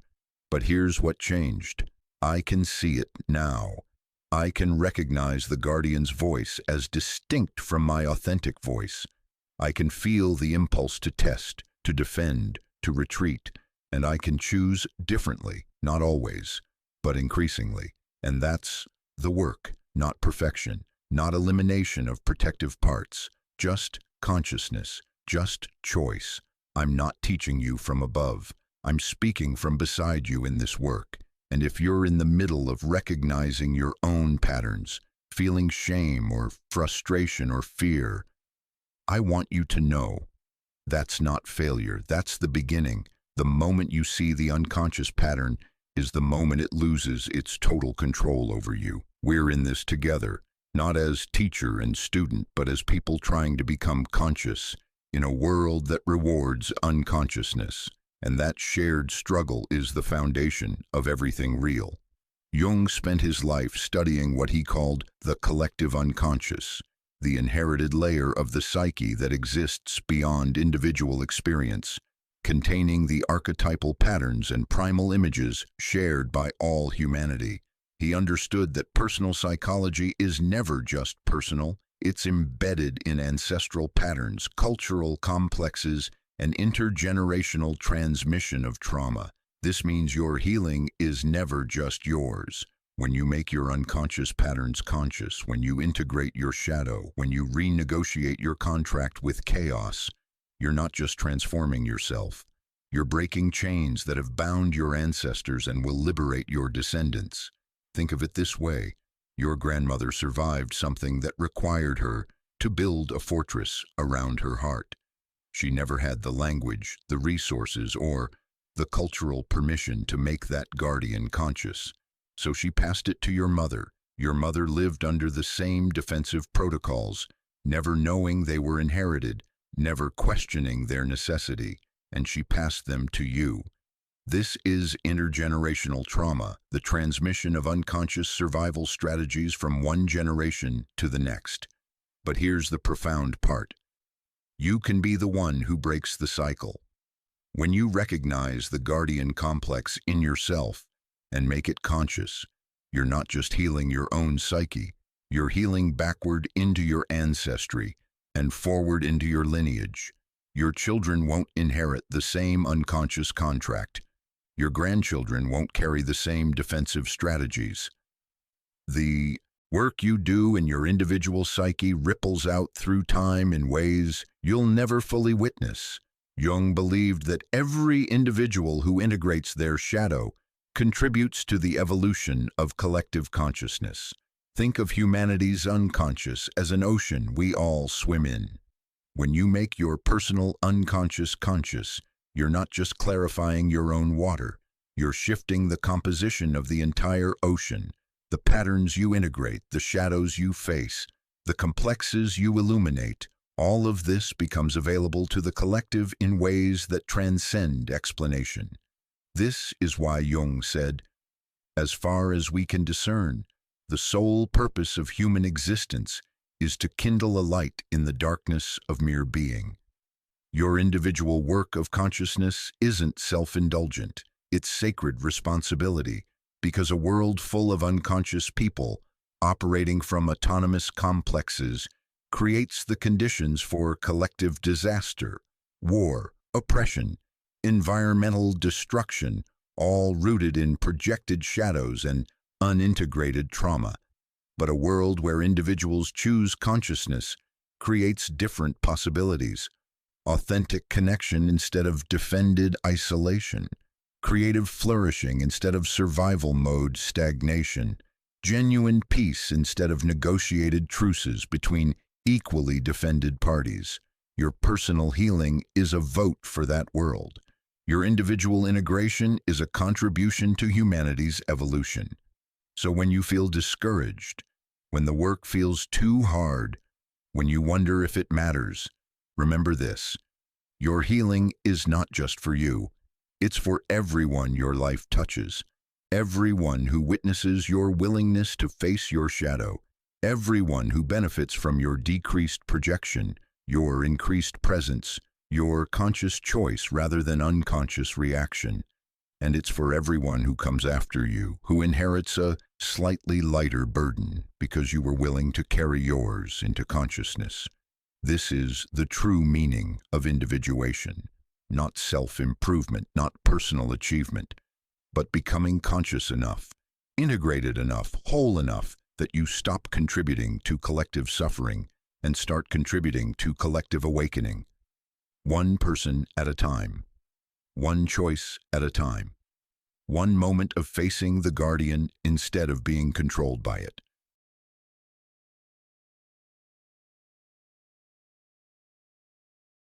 David couldn't sleep. He'd lie awake scanning the dark for movement that wasn't there. He'd walk into restaurants and immediately map exit routes, sight lines, potential threats. When his girlfriend touched him unexpectedly, his body would jolt with adrenaline. He'd snap at colleagues over minor issues, then feel ashamed for hours afterward. The hypervigilance that kept him alive in combat was destroying his life in peacetime. What David was experiencing is what Jung called the failure of individuation, the inability to integrate opposing aspects of self into a unified whole. David had a warrior identity that was highly functional in war, but that identity couldn't coexist with the vulnerable, intimate, relaxed civilian self that peace required. The warrior and the civilian were split, autonomous, incompatible, and the warrior was winning. His breakthrough came when he stopped trying to eliminate the warrior and started trying to understand it. Through somatic therapy and Jungian shadow work, David learned to speak to the hypervigilant part of himself. He personified it, gave it a voice, asked it questions. What are you protecting me from? What do you need from me? What are you afraid will happen if you rest? And the answers that emerged were devastating in their simplicity. The warrior was afraid that rest meant death, that vulnerability meant betrayal, that peace was just the calm before the next attack. The warrior believed that the only reason David survived was eternal vigilance, and to relax that vigilance, even for a moment, was to dishonor the men who didn't make it home. David had to do something excruciating. He had to thank the warrior for keeping him alive, and then consciously choose to negotiate new terms. He practiced what Jung called active imagination, a dialogue between conscious ego and unconscious complex. He'd sit in meditation and speak directly to the warrior part of himself. I honor what you did for me. I'm alive because of you, but the war is over. I need you to trust me now. I need you to let me practice peace. It wasn't instant, integration never is, but gradually through thousands of small practices, David learned to hold both identities simultaneously. He could be the warrior when it was appropriate, decisive, strategic, protective, and he could be the vulnerable human when it was safe, open, present, undefended. He didn't eliminate the hypervigilance. He made it conscious and contextual rather than automatic and constant. The turning point came at a dinner with his girlfriend. She said something kind, something vulnerable, something that required him to lower his guard and receive her love. And for the first time, instead of scanning her face for hidden threats, instead of deflecting or defending, he felt his chest tighten and chose to stay. He let the discomfort be there. He didn't run from it. He breathed through it. And on the other side of that moment was something he hadn't felt in a decade. Peace, not the absence of threat, the presence of trust. That's individuation, not the elimination of protective parts, but their integration into conscious choice. David still had the warrior, But the warrior no longer had him. Jung described individuation as the process of becoming whole, integrating the conscious and unconscious, the persona and the shadow, the various fragmented parts of self into a unified individual. For those who've lived under the guardian's rule, this process follows 4 distinct stages. This isn't linear. You'll spiral through these stages repeatedly, each time at a deeper level, but understanding the map makes the territory less terrifying. Stage 1. Recognition. You can't change what you don't see. The first stage is making the guardian conscious. This means naming it, personifying it, understanding its origin story. When did it form? What threat was it designed to protect you from? What behaviors does it control? This stage requires ruthless honesty. You have to acknowledge the ways you've been unconsciously sabotaging your own peace, recreating familiar danger, choosing people and situations that validate your defensive strategies. Try this practice. Write a letter to your guardian. Thank it. List every way it kept you safe. Give it credit for your survival. This isn't metaphorical. Speak to it as a real part of yourself that has agency, intelligence, and intention. Thank you for reading the room when I couldn't. Thank you for keeping me 3 steps ahead. Thank you for the vigilance that saved my life. This gratitude is essential. You can't integrate what you're at war with. Stage 2. Negotiation. Now comes the hard part. You have to create a conscious dialogue with the protective parts of yourself and establish new agreements. This is Jung's active imagination technique. Sit quietly, close your eyes. Imagine the guardian as a figure, a warrior, a sentinel, a fortress wall, whatever image emerges. Then speak to it. The original threat has ended. I need you to know that. I'm asking you to trust me. I'm not abandoning you. I'm not saying you were wrong. I'm saying we need new protocols for a new reality. Listen for the response. It will come as sensation, as image, as intuitive knowing. The guardian will resist. It will argue. It will present evidence of why vigilance must continue. Don't fight it. Negotiate. I'm not asking you to disappear. I'm asking you to let me practice vulnerability in safe contexts. I'm asking you to trust my assessment of safety, and I'll promise to honor your warning when real danger appears. This is a contract renegotiation. The old terms no longer serve. You're proposing new ones. Stage 3. Gradual exposure. You don't learn to trust by forcing yourself into vulnerability all at once. You learn through microdoses, what therapists call titration. This means deliberately choosing small moments of undefended presence and surviving them. Hold eye contact 3 seconds longer than comfortable.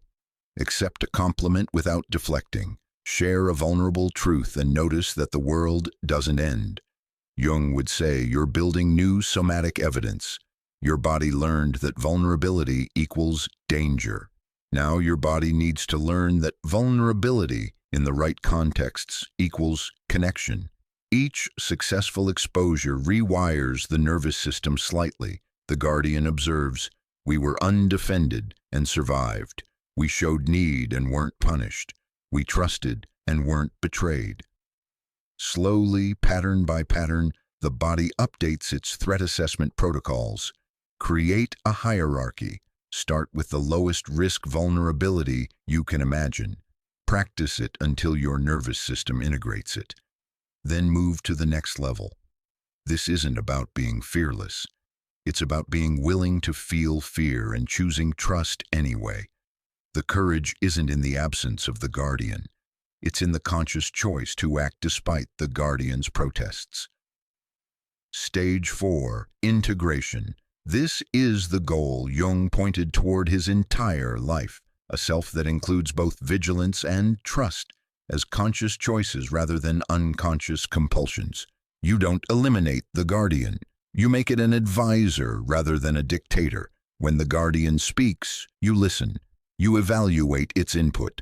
Sometimes it's right, there is real danger, and protection is appropriate. Sometimes it's reacting to historical ghosts, and you consciously choose to override its warnings. This stage looks like David at that dinner, feeling the tension, acknowledging the guardian's fear, and choosing vulnerability anyway. It looks like Sarah recognizing the impulse to test her partner and saying, "That's the old pattern. I'm going to choose differently."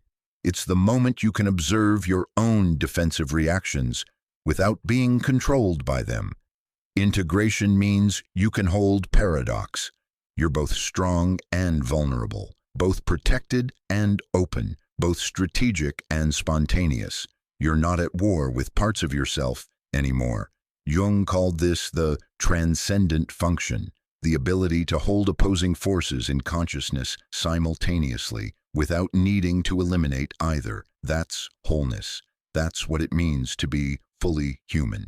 Where are you in this process right now? Stage 1, just beginning to see the guardian. Stage 3, practicing vulnerability in small doses. Be honest with yourself. There's no shame in any stage. This is the work of a lifetime. But naming where you are gives you direction for where you're going. Now we pivot. Everything you've learned about your own resistance to safety, your own guardian complex, your own unconscious contract with chaos, it's a mirror. And that mirror reflects everyone you've ever judged, everyone you've ever misunderstood, everyone who's ever frustrated you with their apparent self-sabotage.